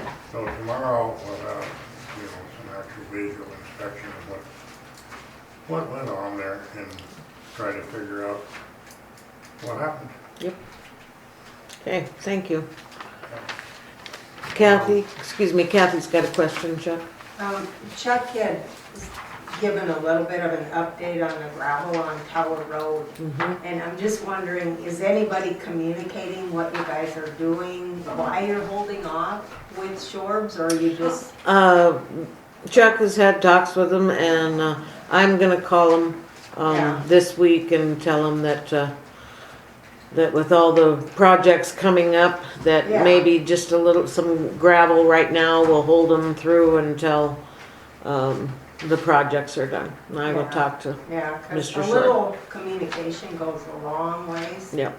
Yep. I mean, this has been going on for a Oh, long time, yes. Yeah. Yep. Yep. I will give them a call. Well, and the increase in what's gonna happen up there, some of that may possibly go through that particular area, so it doesn't make sense to. Well, yeah, I spend understand that, $1,000 but I'm fixing it just and then saying. go back and tear it up. Yeah, no, I totally agree with that. I'm just saying you might want to let them know what the Yep. plan is instead of just keep putting them off. Yep. No problem there. Okay. Do you have something about this? Streets. Streets. Are you ready to go into streets, or are you still You on? kind of covered streets, so I wanted to back up a little. I'm Okay. kind of the same. Well, like I said, the rental is coming in next week. Next week? Okay. So I will get with Shannon, we'll go around and look things over. Okay. Do you have a time that you think would work for you, Shanna? I'm It's gonna always have- home, it's so gonna I'm have to just, fit my time because it's been a mess. Well, I just can't imagine. No. No, I No. I didn't receive any phone calls either, did I? And Anthony touched a little bit on this power cable that's going to the lagoon and we'll be crossing Fairgrounds Place. Okay. Considered boring it. Just throws another $10,000 on top of everything, you know. So, the whole project's quite expensive. You know, we're gonna have to level an area for this building to go, and he wants a road that a semi can travel to go around that thing, so, you know, there's gonna be some substantial dirt work done there.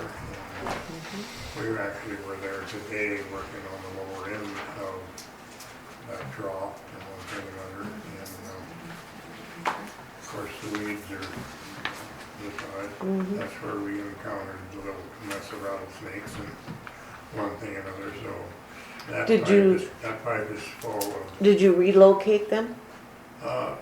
so, That's what I wanted to know. not all in one piece, but Well, we don't wanna go there. They're relocated. That's all I care about. They were relocated, Were they babies? some, Yep. It's about that time of year, so. you know. Yep. Shanna, you had some, hang on just a minute, Chuck. Shanna? streets. Streets. So that the gravel that you're getting to put some on Shorbs, is that part of the 60 ton that we approved? It's all in the big picture, you know, with the gravel that's being brought in. I think they approved 2 meetings ago to get 60 tons of road base brought 3 or in. 4. Well, and that's what I'm wondering, because how do we know how much we need if we haven't gotten a list of, Well, that's an Repairs estimate. and- We probably are gonna need more than that, but, you know, that's an estimate of what's gonna take to fix. And then we've also got a pretty good sized pile of millings that right, in some areas we'll incorporate that, you know, where we need to. We've got an approval to get 60 gallons of road oil, and we'll pick that up. As soon as I get a minute, I go to town and get it. Jerry, but are we bidding out the repairs or not?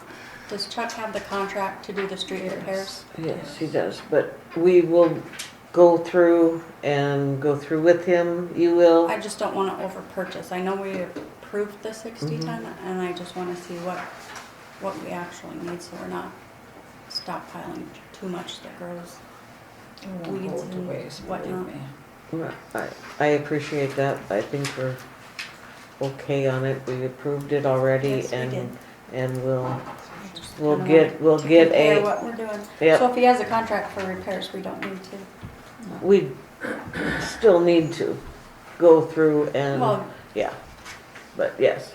you know what I'm Well, there's saying. some of these Okay. areas that the drainage is not correct, so it jumps the culverts and goes into the streets. And, you know, so some of these culverts are gonna have to be cleaned out and, you know, we'll be able to flush them and clean them out and Yep. straighten the ends. It's all part of the repairs on the streets. And I apologize, Chuck, I didn't know. I'm just learning about all this and, I'll keep you informed. thank you. Jerry, did you have Whatever. something? Yes, there's a couple individuals in the community that use a fairly large volume of water compared to others. And one of the things that they bring up, and they didn't really want to come and address it, and they asked me if I would, and the meter reading is like, say it one month you read it on the 20th, and then the next month you read it on the 18th. Well, the way the whole billing is set up is you get so many gallons for that month. And when you read it early, then that extra 2 days goes on to the next month. And when you use quite a bit of water, that makes a significant difference. So what they're looking at is, this is consistent because, I don't know if you follow my train of thought. I am, yep. Because, you know, say you get 3,000, and you use, in 30 days, you use 1,000 a day. Boom, boom, boom. Okay, so you read it 2 days early, you didn't read for the two days of 2,000. That goes on to the next one, and maybe they're right at the limit, but then now they're at 32 instead of the 3. So. That possibility can happen. It generally, for most people, they're not right at that amount.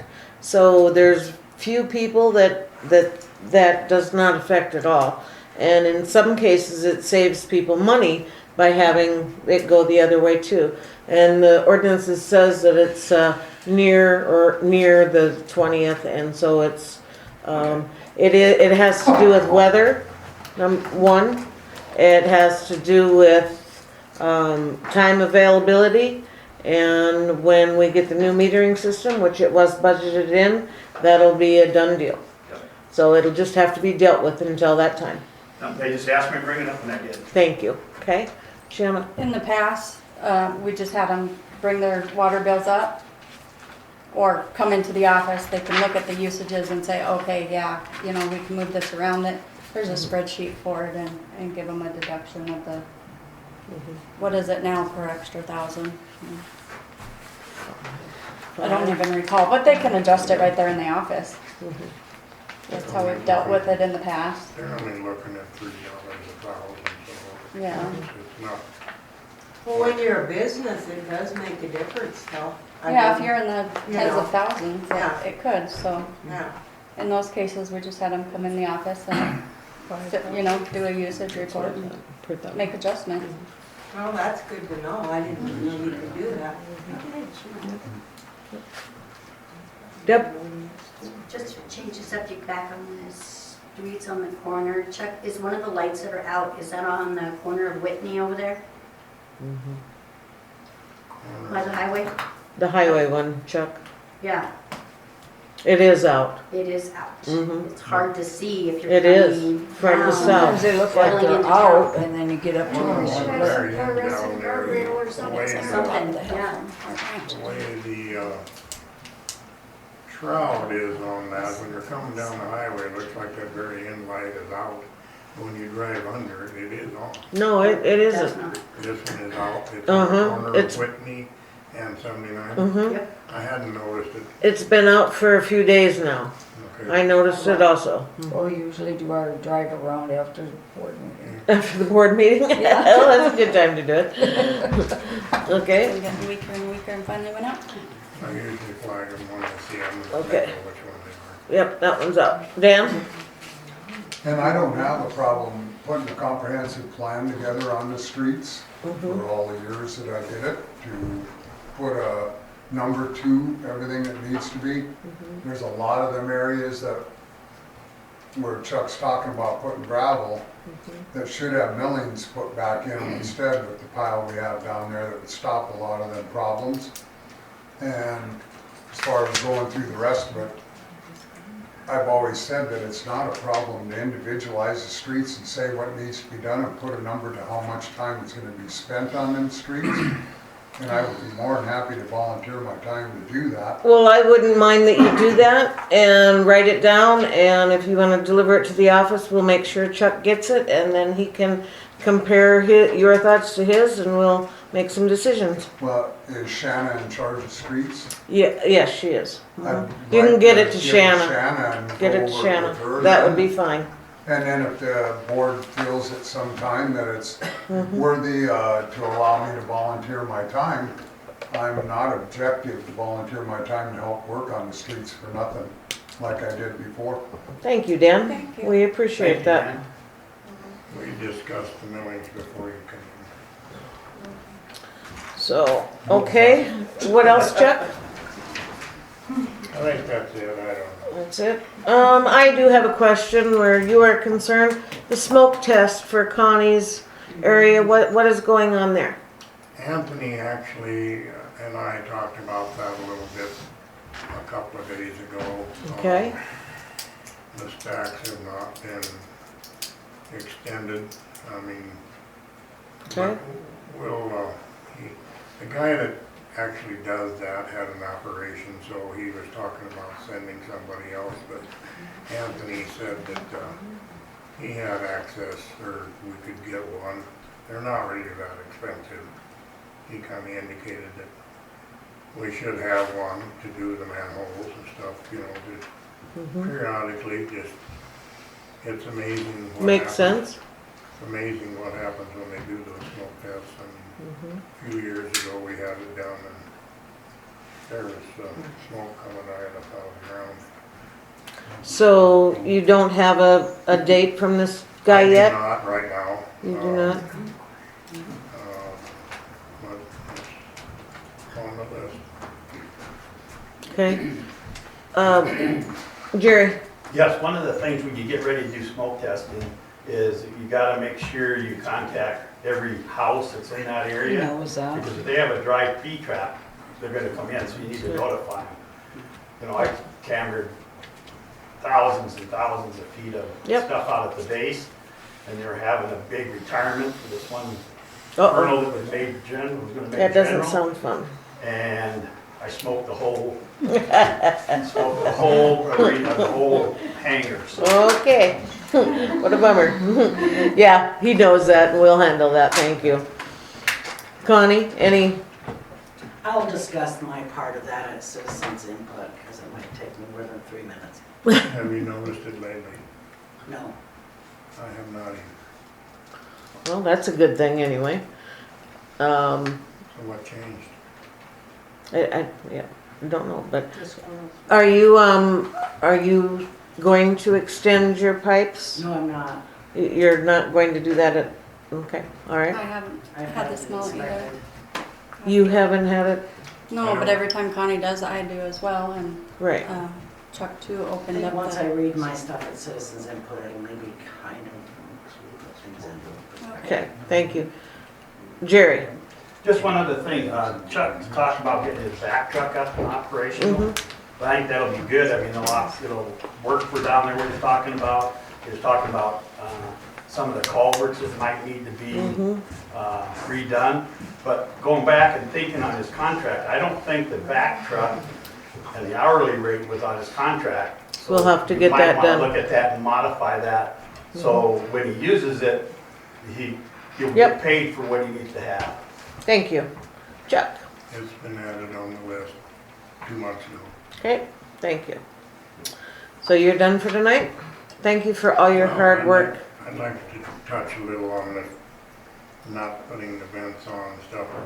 From my understanding, the people that did the roofing indicated that they did not need to be extended. I wouldn't think a roofer is a licensed plumber. Okay. They have to do it up to code. Both people have checked, it is up to code. I've got probably 18 or 20 houses, pictures on my phone that look just like mine. You look across the street right over here at Amy's, and hers is almost brand new, and hers are about this tall. So, I'm not buying that story. They're not buying and they're not complaining about it. It's not coming up in my house. All right, It's coming in the window. we'll continue this. Thank you. Open work orders, gets to be less and less each time. Thank you for that. And Chuck, really thank you. You worked every day of this 3-day weekend. And I know that. I took phone calls, I went down, took pictures, so on and so forth. I know Cal's talked to you. We appreciate the time you spent on your 3-day weekend. There are things that just have to be done, whether we want the time off or not. And I truly do appreciate it, and thank you so much. Thank you. That brings us to finance officer. What you got for us? Well, I don't have any monthly financials since we were working so hard on budgets. On budgets, And I okay. just got the bank statement today, so I'll have those next meeting. Okay, very good. Anything else? Nothing else. Okay. It's nice and quiet today. Okay. Old business.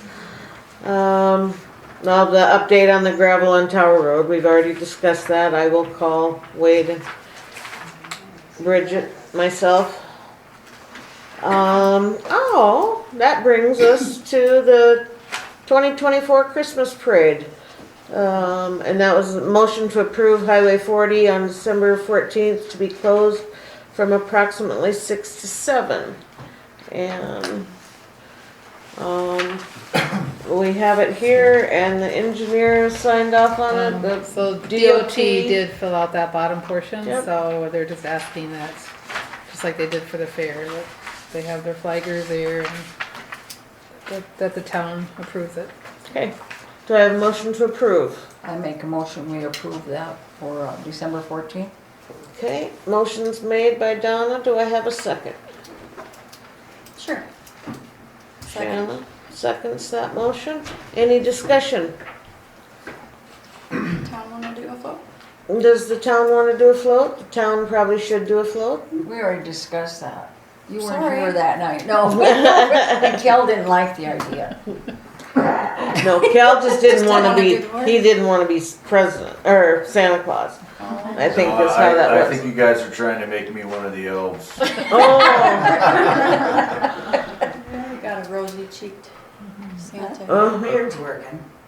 Yeah. yeah, it does. It works very well. Yes, Deb. tight subject. I know a guy that does do Santa Claus runs. I would just like to say Breezy's really been working on this thing. And she's put quite the package together, so. I can't wait to see the whole works Oh, me and, too. and Me too. see what all is available, and It's gonna I be think fun. that's great. Yep. I would love, this being stated, I guess I'll say it right now, I would love to have some sort of Christmas lights on the tower. I think, I mean, it would be great from both, all ways, all directions. You Get gonna some- go put them up there? No, that's not me. We might have to do a projection thing or something, but Projection might be cool. I think that's something that we should discuss and maybe see if, Black Hills Recovery or, the newspaper, or we can get some funding there to get that done, and not just for this year, but for every year. I think it stands out there, it stands up there, and we should make use of that platform. Projection, you can change the. Projection, you can change all the Buy 'em time. at Menards or, Deb, I would also like to get on the agenda for next month or whatever, find out if the town would have a problem with us using our lot here, the big tree, as the town tree, and plug it in. okay? I mean, put it on the agenda and see what they say. Thank If you. not, we're gonna have lots of generators. Thank you. Okay. Anything else on the Christmas parade, anybody? hope it don't snow on our parade. I hope it don't snow on our parade either. But we'll deal with it. They always do in all the other cities if it happens, so we Yeah. will too, so. Still have the chili cook-off and beer. There you go. That's a really good idea. I and like that. skiing. Mm-hmm. Okay, very good. All those agreeing upon this motion? Motion was made by Donna and seconded by Shanna to approve. All those in favor? Aye. Aye. Okay, thank you. That brings us to new business. The resolution 2024-04 for initiated measure 28.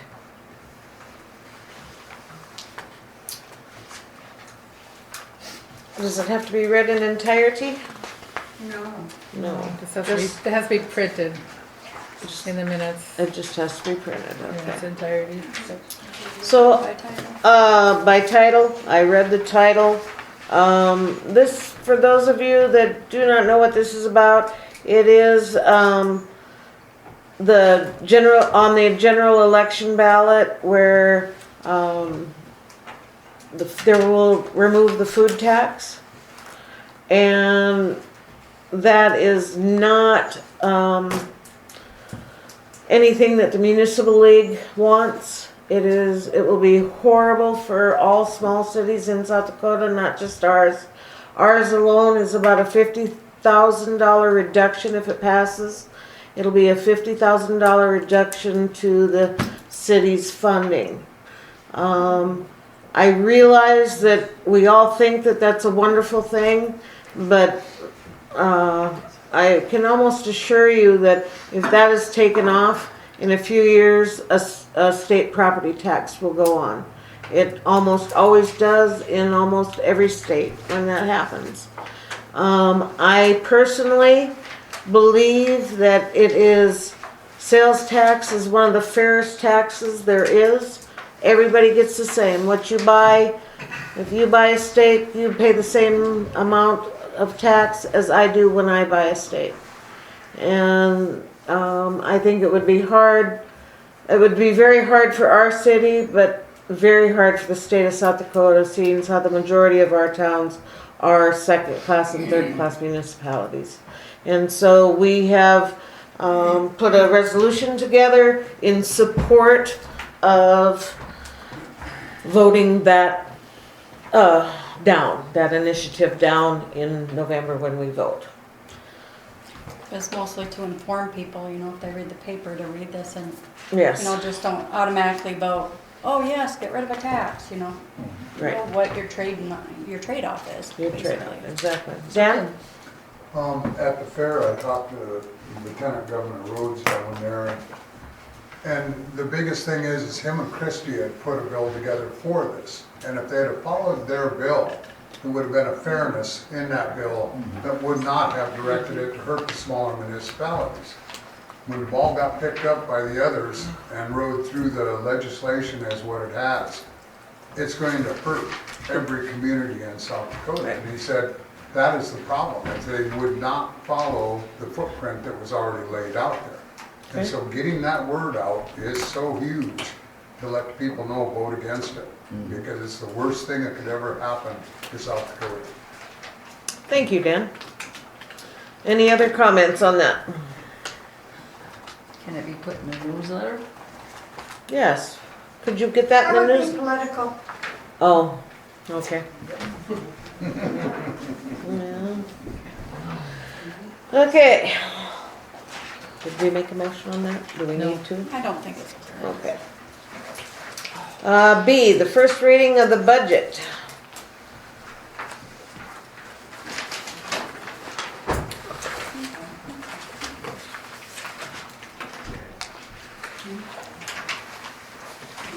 Want me to start it out? Sure. Town of Hermosa, ordinance 2.077, an ordinance appropriating funds for the fiscal year 2025. Section 1, be it ordained by the Town of Hermosa that the following sums are appropriated to meet the financial needs of the municipality for the fiscal year of 2025. Revenue, general government, sales tax, $258,000. Property tax, $68,000. Other miscellaneous tax, $175. Licenses, $4,000. Permits, $2,500. State shared, $5,200. County shared, $11,300. Animal licenses, $1,200. Interest, miscellaneous, and donations, $9,000. You really don't need to read all. I really don't need to read it all? Take the fun, I was just. I mean, you kinda- can, but Okay, thank you. just each section in the end would be appropriate. Anyone Okay. wanting to see it can be So, available in the office and online. the general fund ends up being $460,375. The water fund is $818,760. The sewer fund is $152,235. Debt service is $0, and the gross receipts is $15,000, coming to a total of $1,446,370. Gross receipts, that's the B&B. Yes. B&B, gross receipts, yeah. Section 2, expenditures, The same totals. Yeah. totals for general is, I think I gotta get some reading glasses, $460,375. Sewer, $818,760. That's why. Water. Sewer, $152,235. Debt service is $0, $15,000. So it's the same total. Section 3, $68,000 for general fund. Total levy, $68,000. Section 4. Oh, that's just. Town finance officer is hereby authorized and directed to certify said tax levy to Custer County Auditor for Custer County, State of South Dakota, to the end that the same may be spread and assessed as provided by law. Dated this third day. So the total entire budget is 1.446 million. Right, $370. No, $370,000. $370. No, I guess it's- I don't know, when they get to be that many numbers, I have to. You have to think about it, do you? Yeah. Okay. So, I need a motion to approve. I make a Is this the motion first we reading? approve. Oh, it's first reading? First reading. Approve the first reading. I was trying to speed things up, sorry. Okay. First reading. So then we're at, C. What we added to the agenda was the cameras. What can you tell us, Terry? So the camera down at the dumpsters is broke, and the guy was from Door Security Products was here today. Doesn't know if it just got too hot, if a lightning struck it or something, but the camera and the switch are both out. They could replace it for about $400, both the camera and the switch.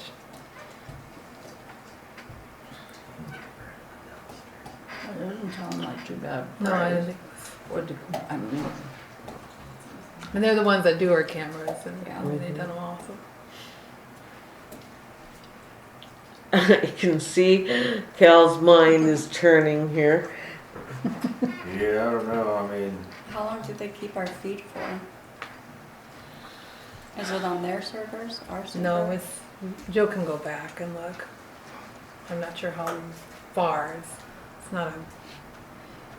More than just a simple webcam.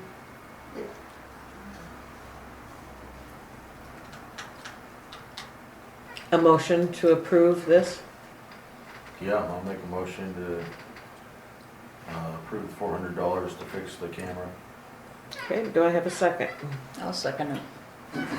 Okay. All those in favor? Hi. Aye. If we need to, because it wasn't truly on the agenda, we need to put it on again, you know. Seems it's spending money. Okay, so put it on the next one. Yeah, put it on the next one. Dan? But when it's in your maintenance side of it for what you're doing, you really shouldn't even need to make a motion. We've made For them your expenditures cost? through the finance to fix what needs to be fixed for the town to operate. So motion isn't needed. Okay, well, there you go. But you have it. But you have it, yep. All right. Do you have something you need to discuss, Travis? Travis? Just listening. No? Why, are we where I can speak yet? Well, we're just getting to 15 items from citizens. So yes. Yes. Actually, I just come to listen to your budget for one, just kind of curious what was going on. And two, in that budget, the TIF is due and the bond has been paid back and we're to the end and curious what is gonna happen with that money. We are in the process of going through all of that. Terry has talked to the state, and we're talking to our attorney about that, and we should have an answer for you by the next meeting, are we hoping? Okay. Yes. Okay, so I guess the way I understand it is that is very legal, distinct legals that can be used on. Mhm. And the bond has been paid back. Correct. So what project do you have going or foresee going within them legals? That is what we are discussing. Kent Yeah, you're has, exactly right. There's very specific projects that are set forth, items that are set forth in a document called the project plan. And the project plan can contain a number of different sub-projects, if you will, or different improvements, that kind of thing, public improvements.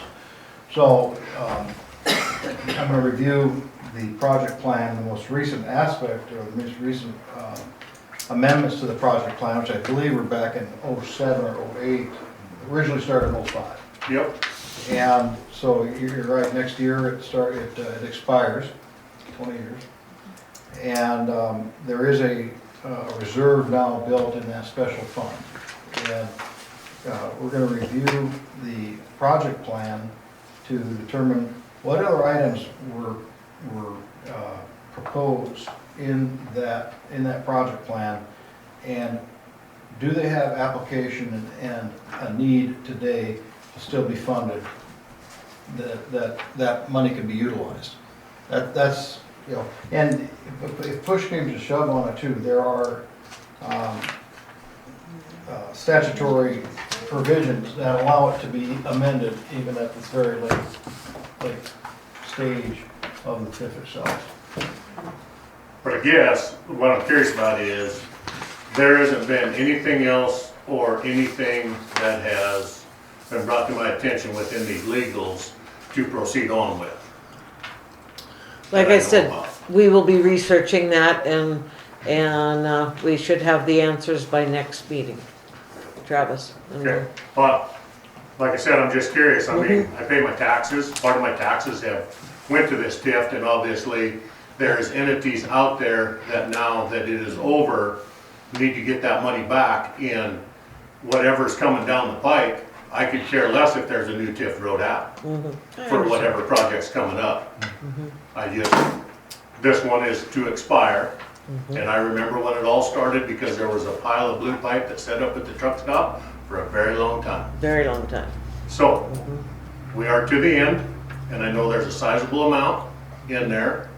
And I know of the entities that need the money back, you, the fire department could probably surely use it, the school, everybody to get it back and start over. That's what I think is the cleanest.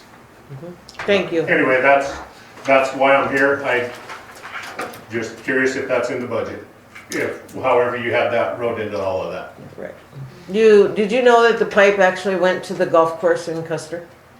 At a discount rate. Yeah, I'm just saying it I went know, there. but I mean, but here or there, whatever happened with it, it doesn't matter because before it got ruined, I tried to buy it for irrigation and I kept getting the run around. And then if I remember right, you guys even paid a lot of money to have it inspected to see if you guys could use it for a water line to go that direction, and it wasn't good enough.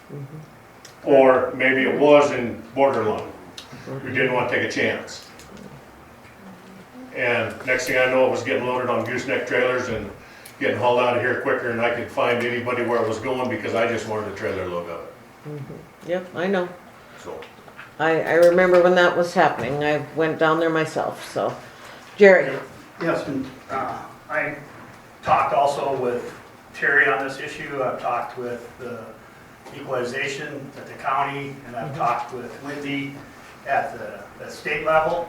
And this is kind of what they said, is it expires at the 20-year point or when the bond is paid off. So the bond is paid off, that means it's expired. And so that money isn't there. And the thing about it, like you talked about, yeah, there's 62, 63% goes back to the school. 12 to 15% for the fire department. The town gets a chunk out of that we could utilize. And I think it's way more important to go that way with it than to try to go back and amend something. Because everything I hear from the state Department of Revenue is that the money needs to go back to those entities. And I just want to make sure that there's state ordinances that actually have this stuff in it, and we want to make sure we comply with it. Exactly, yes. Thank you. Kent? Yeah, that is the truth, and that's one of the reasons I want to go back and review with the latest amendment, meaning again, back 07, 08, was to the entire TIF plan and how that project plan changed. And was the bond the only, at that time, was it changed that the bond would be the only thing that the TIF could be used for? Because I think it included a number of items that essentially was the town had identified as public works, public improvements needed, infrastructure improvements needed. So the state and everybody, what you're hearing is accurate if it was the only reason for the TIF to exist. But if that project plan identified other items, those are also acceptable expenditures up to the very date of maturity. But generally speaking, if your TIF is funded, meaning the projects are funded and done, yeah, it terminates then for 20 years, whichever's earlier. Okay. Any other, Connie, are you, Joan, we'll let Joan go first. How's that, Connie? Joan. Okay, thank you. I just wanted to remind the board, so you can be sure and put it on your calendars, that 2 FEMA Region 8 representatives will be here October 8th and October 9th to view the town, discuss our grants, and overview timelines and projects. So we need to get, some lunches figured out and things like that, Jill's John? doing that. What you need Jill. to do is keep your calendar free so you Mine's- can participate. Have it on Nope, their mine's headwater on there. grant, on-site review. Mhm. Ham sandwiches. Thank you. And watch the school day. And it's walk to school day also. And it also is walk to school day after the night. We might be involved in that for like, try ham sandwiches. If I gotta walk to school, we better eat well. Jerry? I wasn't in the individual budget meeting. You Line got it? item was there. I don't know where it to came from. Continue to fund Oh, it Jones was mine. contracts. Sorry. Mhm. Good deal. That was very October essential to 9th keep that is stuff in moving forward. Yep. All right, Connie. Okay. This is kind of dealing back from the 9th of August. Is the day that I put my first complaint in to the city office at 8:14 in the morning. It was about the sewer smell issues that I was having outside at my home. I received a phone call shortly before leaving the town office parking lot. My call log said that that call ended at 8:28. I couldn't even get into my driveway 2 blocks away without seeing a board member coming through the alley watching me, a couple of people watching me from their vehicle, and the public works trucks turning in on 3rd Street. Coincidence? I think not.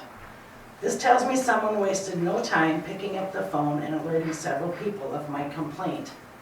I arrived home and left shortly thereafter in someone else's vehicle. Both of my vehicles were home at the time. We left my driveway at 8:35 a.m.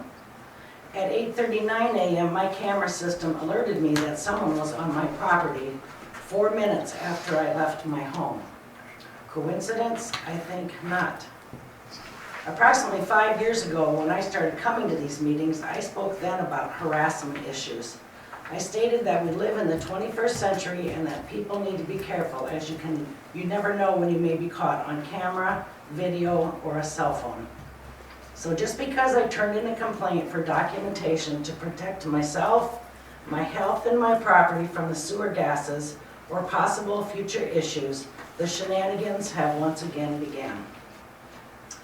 At 8:39 that morning on August 9th, Chuck Irvine is recorded entering my property on foot, without his vehicle, my permission, or the licensed contractor that he works under.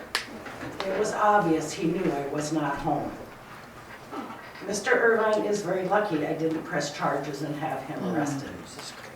When I called Mr. Irvine on the phone asking him what he was doing trespassing on my property, he told me he was walking all around my house smelling for sewer gas. Yet he is not seen on my camera system on the south or the west side of my house, knocking on my door or calling me on my phone. Instead, he passes my front door, goes to my carport, where he is caught on the next camera.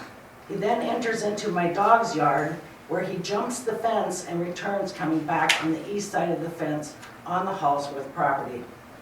He comes back the same way he came in. Coincidence? I think not. Again, he tells me we don't have any issues on Manning Street, but I could have a squirrel that crawled into the vent pipes on my roof. Pretty unbelievable. I filed the police report with Custer County for documentation. They also agreed with me that he was trespassing on private property. I sat here on August 6th meeting while Chuck Ferguson tried to tell me that I may have dry pea traps or that my venting system pipes were probably too short. Why is he refusing to address the 2 documented issues to the left and the right of my property?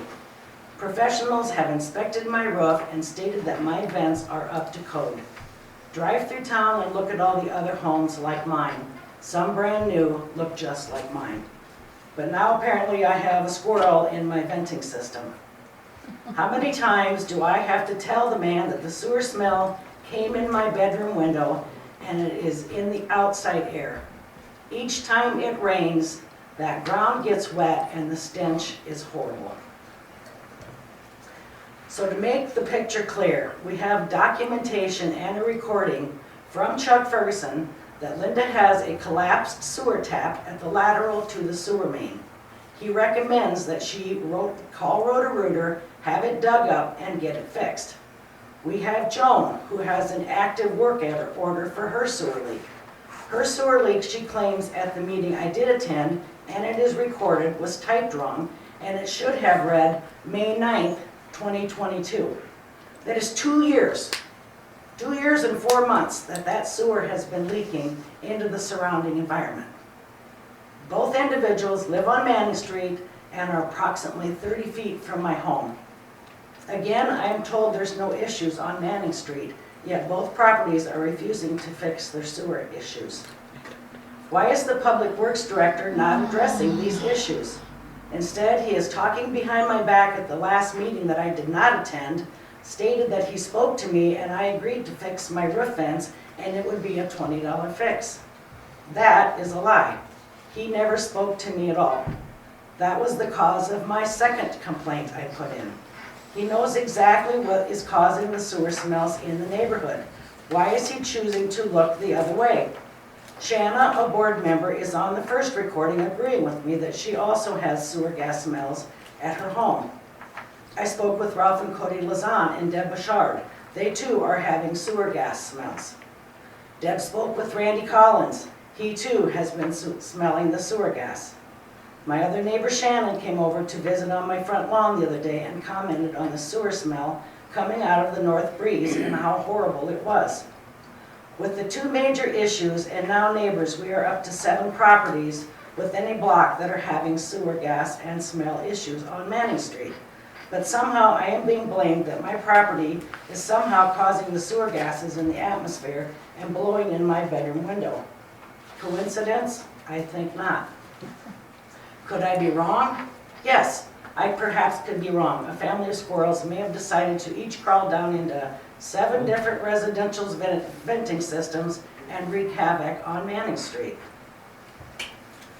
Please research ordinance changes for 50.99 and 51.99, including the penalty clause in the Book of Ordinances. Which people in this room are guilty of violating it? Who was the president at the time of this ordinance change? Funny thing is, this ordinance change went into effect in 2016, the same time frame when I had raw sewage back up into my shower stall. I spoke of this at that meeting as well. Coincidence? I think not. Several of us have voiced our opinions on our failing infrastructure. The general funds, which belonged to the citizens, was about $480,000. That money should have never been spent on a water sewer line to a private developer. Instead, it should have been put towards our failing infrastructure. I am hoping this board comes to the conclusion that it is time to take these sewer issues seriously. We have some experts and a lot of resources at our fingertips if this board does not listen to the needs of its people. I still to this day have not had anyone from this board call me or give me the courtesy of responding to either of my complaints per your ordinance. On August 17th, 8 days after my first complaint, Chuck Ferguson contacts someone else about fixing my venting system. Doesn't talk to me, asks them to crawl on my roof and fix my vents. What gives him that right? Again, why aren't these two major issues being dealt with? I will begin to make phone calls, send emails, find documentation, and listen to the recordings. Eventually, I will find the right people to listen and help me investigate this matter and get the issues fixed for myself and for my neighbors. Thank you.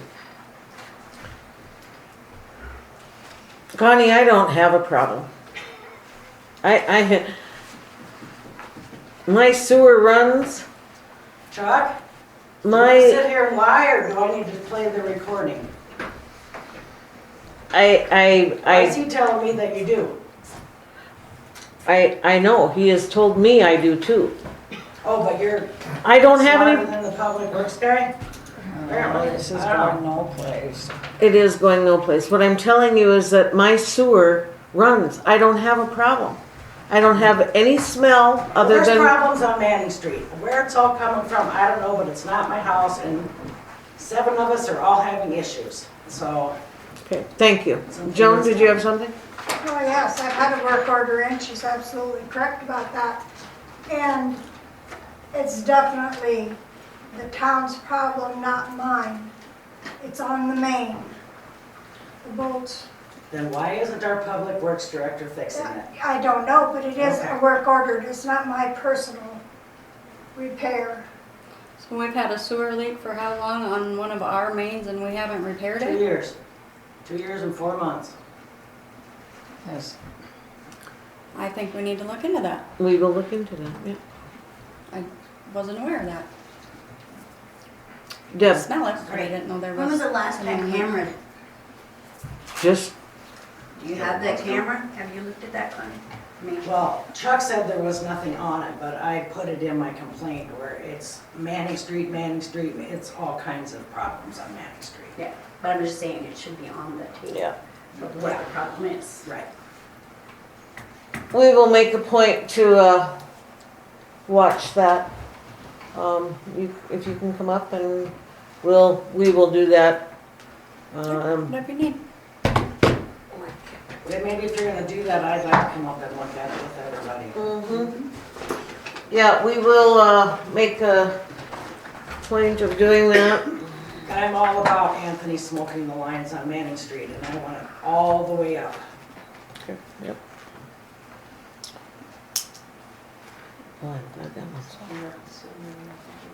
I think you should smoke the whole town, Yeah. not be selective, you know, needs to include all of them.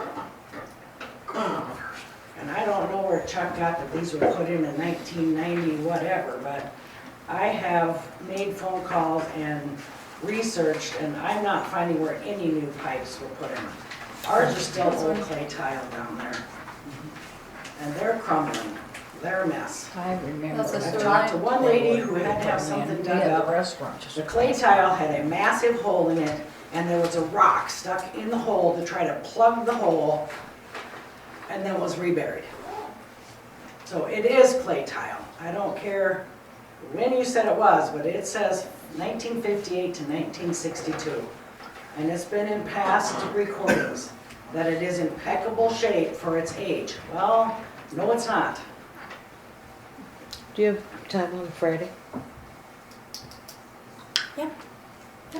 We can get it together, we'll get it together on Friday, and I will have the office staff call you. Okay. Okay? Thank you. Yeah, Isn't that new house on Manning Street, the one that's just being built? it is on Manning I know Street. It's on Walt's house, Whitney's. isn't that right? Yep, It's on So that's- that's he's on Manning. He's on Manning. And it, Kitty corner from Oh. Bill. Yep. right, yeah. And then up on the That's other side Manning of the Street, hill. right? Okay. And isn't that main in impeccable shape, but it crumbled when they dug it up? yes. I was just gonna say that. Because in the alley there, when they were When they hooking, capped it? when they it were fell hooking apart. into them, I think you have a bill in your hands for that. I don't in this think o- he In ever- this office. I don't think he ever turned it in. Yeah, it's in. Did he, Yeah. Luke? I do recall when Randy Curry was here too, they replaced the water lines. I don't remember sewer lines, but they put in all new water lines. It was Yeah. I think there's early a 12-foot 90s. section of sewer main that Maybe. got repaired that is waiting to be paid. All right, we will check into that, thank you. Jerry?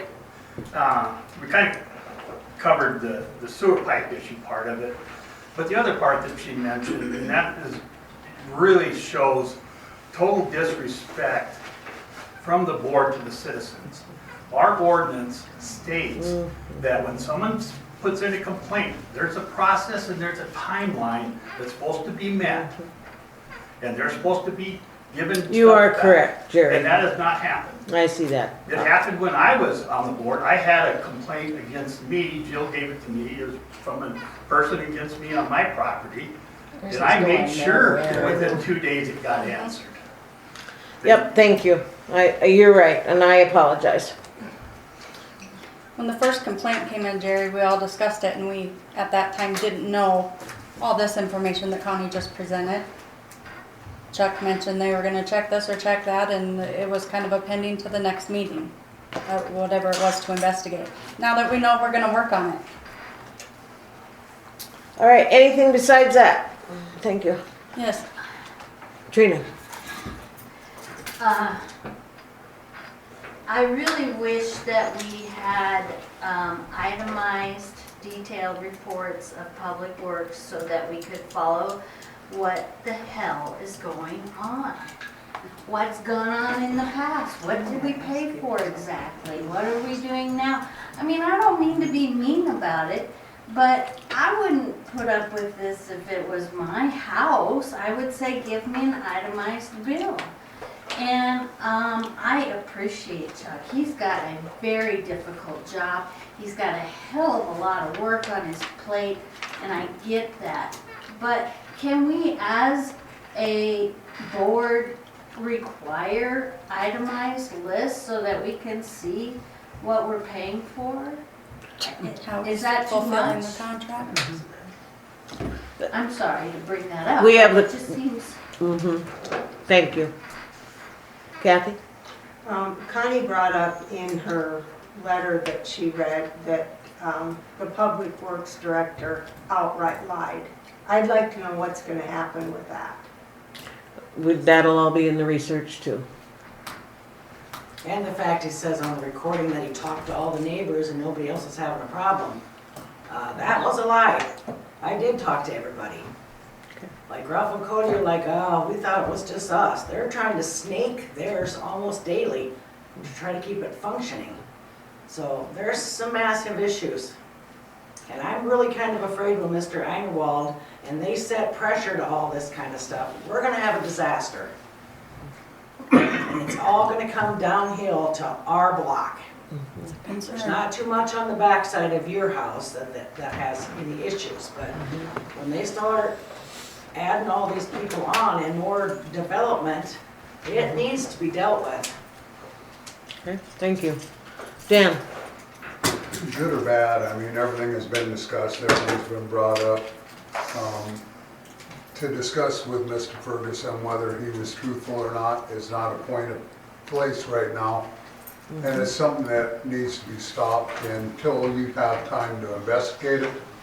He works as hard as he can work on the elements that he has in front of him. As far as reports, itemizations, or bills, they have a full list up here. It's just a matter of coming up and seeing them. He does a daily log that is reported and a 30-day log to show everything that's done. Anytime anybody wants to look at that log, it's there in front of it. And so it's a matter where our public officials, as well as our board officials, are all accountable and always have been.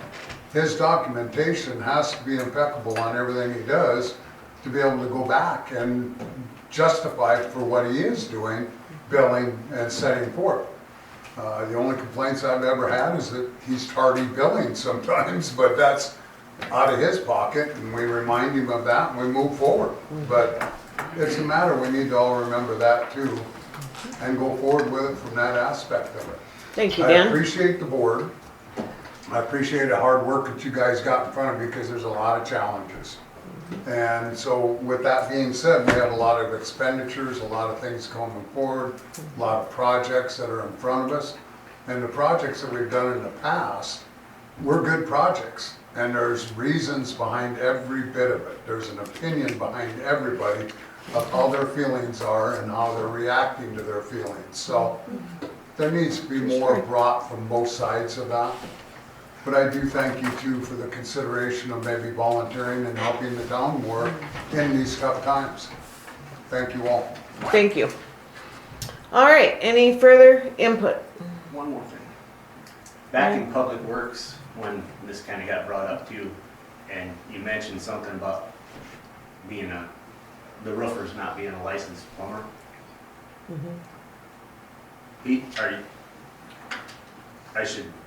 I don't know how to ask this.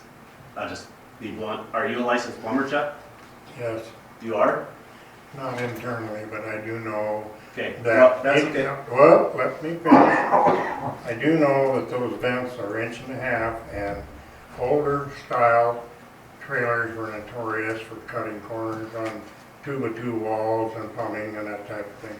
Those vents are all 1.5 inches. The state plumbing code says they shall be 2 inch, and there should be at least 1 3-inch that protrudes from the master bathroom. I've talked to the guy that is in charge of the sewer on the state side of rural water. He agrees that, you know, that there could be very easily venting going down some of the other openings that are in the roof with the wind just right. The other thing is, how do you investigate this stuff if you don't get on the property? Do you have a phone? Call me. I've never refused to let you come on my property. All I'm asking is a phone call. And walk around to see if we can smell it. Somebody I should call me. I Okay. can't smell, so Okay, both of you. obviously. Ryan, Okay. finish. So back to the licensing. Yes. thing. He's not a licensed internal plumber, he's a licensed sewer and water installer So are and you. contractor for the city, right? So are you. Right. I've checked For, your for the credentials city, off. right? I've checked your I'm talking to you, credentials off too. and you I don't- make a you don't motion So have- then for he's got this a- meeting. So then his employee is not a licensed? Okay, Correct. It is so here. he's got span of control, correct? Yes. Okay, so he's gotta be there? Should be. There has been an He, apprentice. he's gotta be in visual for span of control. If he's walking around her property and he's not on the site, that's blatant trespassing. I'm standing Well- right there looking at him. We Your will, vehicle's nowhere to be found. we will, So, okay, I've had enough of this conversation. We will move forward. Jerry, does it have to do with this? No, ma'am. Okay, I please just want to speak. say that the importance of that initiative, Measure 28, is really important. The municipal league, you know, supports that it needs to be done. I know you'd asked something about if Joan could put something to get in that, and it's political, and I see where it's nonprofit, she's not supposed to do that. But I still think it's important to get the message out to the public. So is there something that the municipal league has put together that might just be a one-page deal of the pros and the cons of it, that we can actually put out in a mailer and send out to everybody?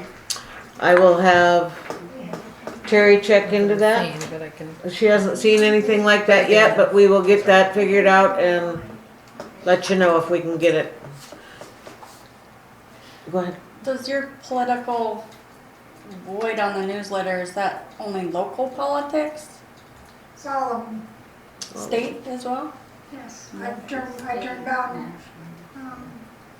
Yeah, it's the 5013C stuff. Okay, all right. Thank you. That's all I have. Trustee input. Make a motion, we adjourn this meeting. I appreciate everyone being here and all the information and the information Connie presented, not so much as who's who and who's watching who. I don't want to even get into that, but the important part is The sewer. the sewer, and we're going to look into it. Exactly. So now that we know, we'll move forward. Thank you, And thank Shannon. you for sharing. And yeah, I'll take your help on I have this. nothing, I said I would like to adjourn this meeting. Yes, I know. It's new to me, so it's Cal. best to learn from who's doing it before. Yeah, I appreciate everyone being here too, and I just wanna also mention that we do have an open board seat here, and I think we may have one letter in. Yeah, when's that So deadline? if there's Well, anybody else that Next Thursday. the thinks that either they would like to serve or they know somebody else would like to serve, competition is always, you know, a good thing, so just get your letters in. 1 week. Yep. 1 week, yep, to get the letter in. 12th. The 12th. By Well, the 12th. Thursday, the 12th. I say a week. So that's a little more than a week. You're right. I The really Anything got- else, Cal? We got Come in. 9 days. Okay. I would like to thank everybody also for their input and for showing up tonight. I appreciate that. And we will move forward. Do we have any reason for an executive session tonight? Okay. Donna's motion to adjourn is at 8:44. Do I have a second? Second. Fight over it. Shannon. All those in favor? Aye. Motion carried. Thank you.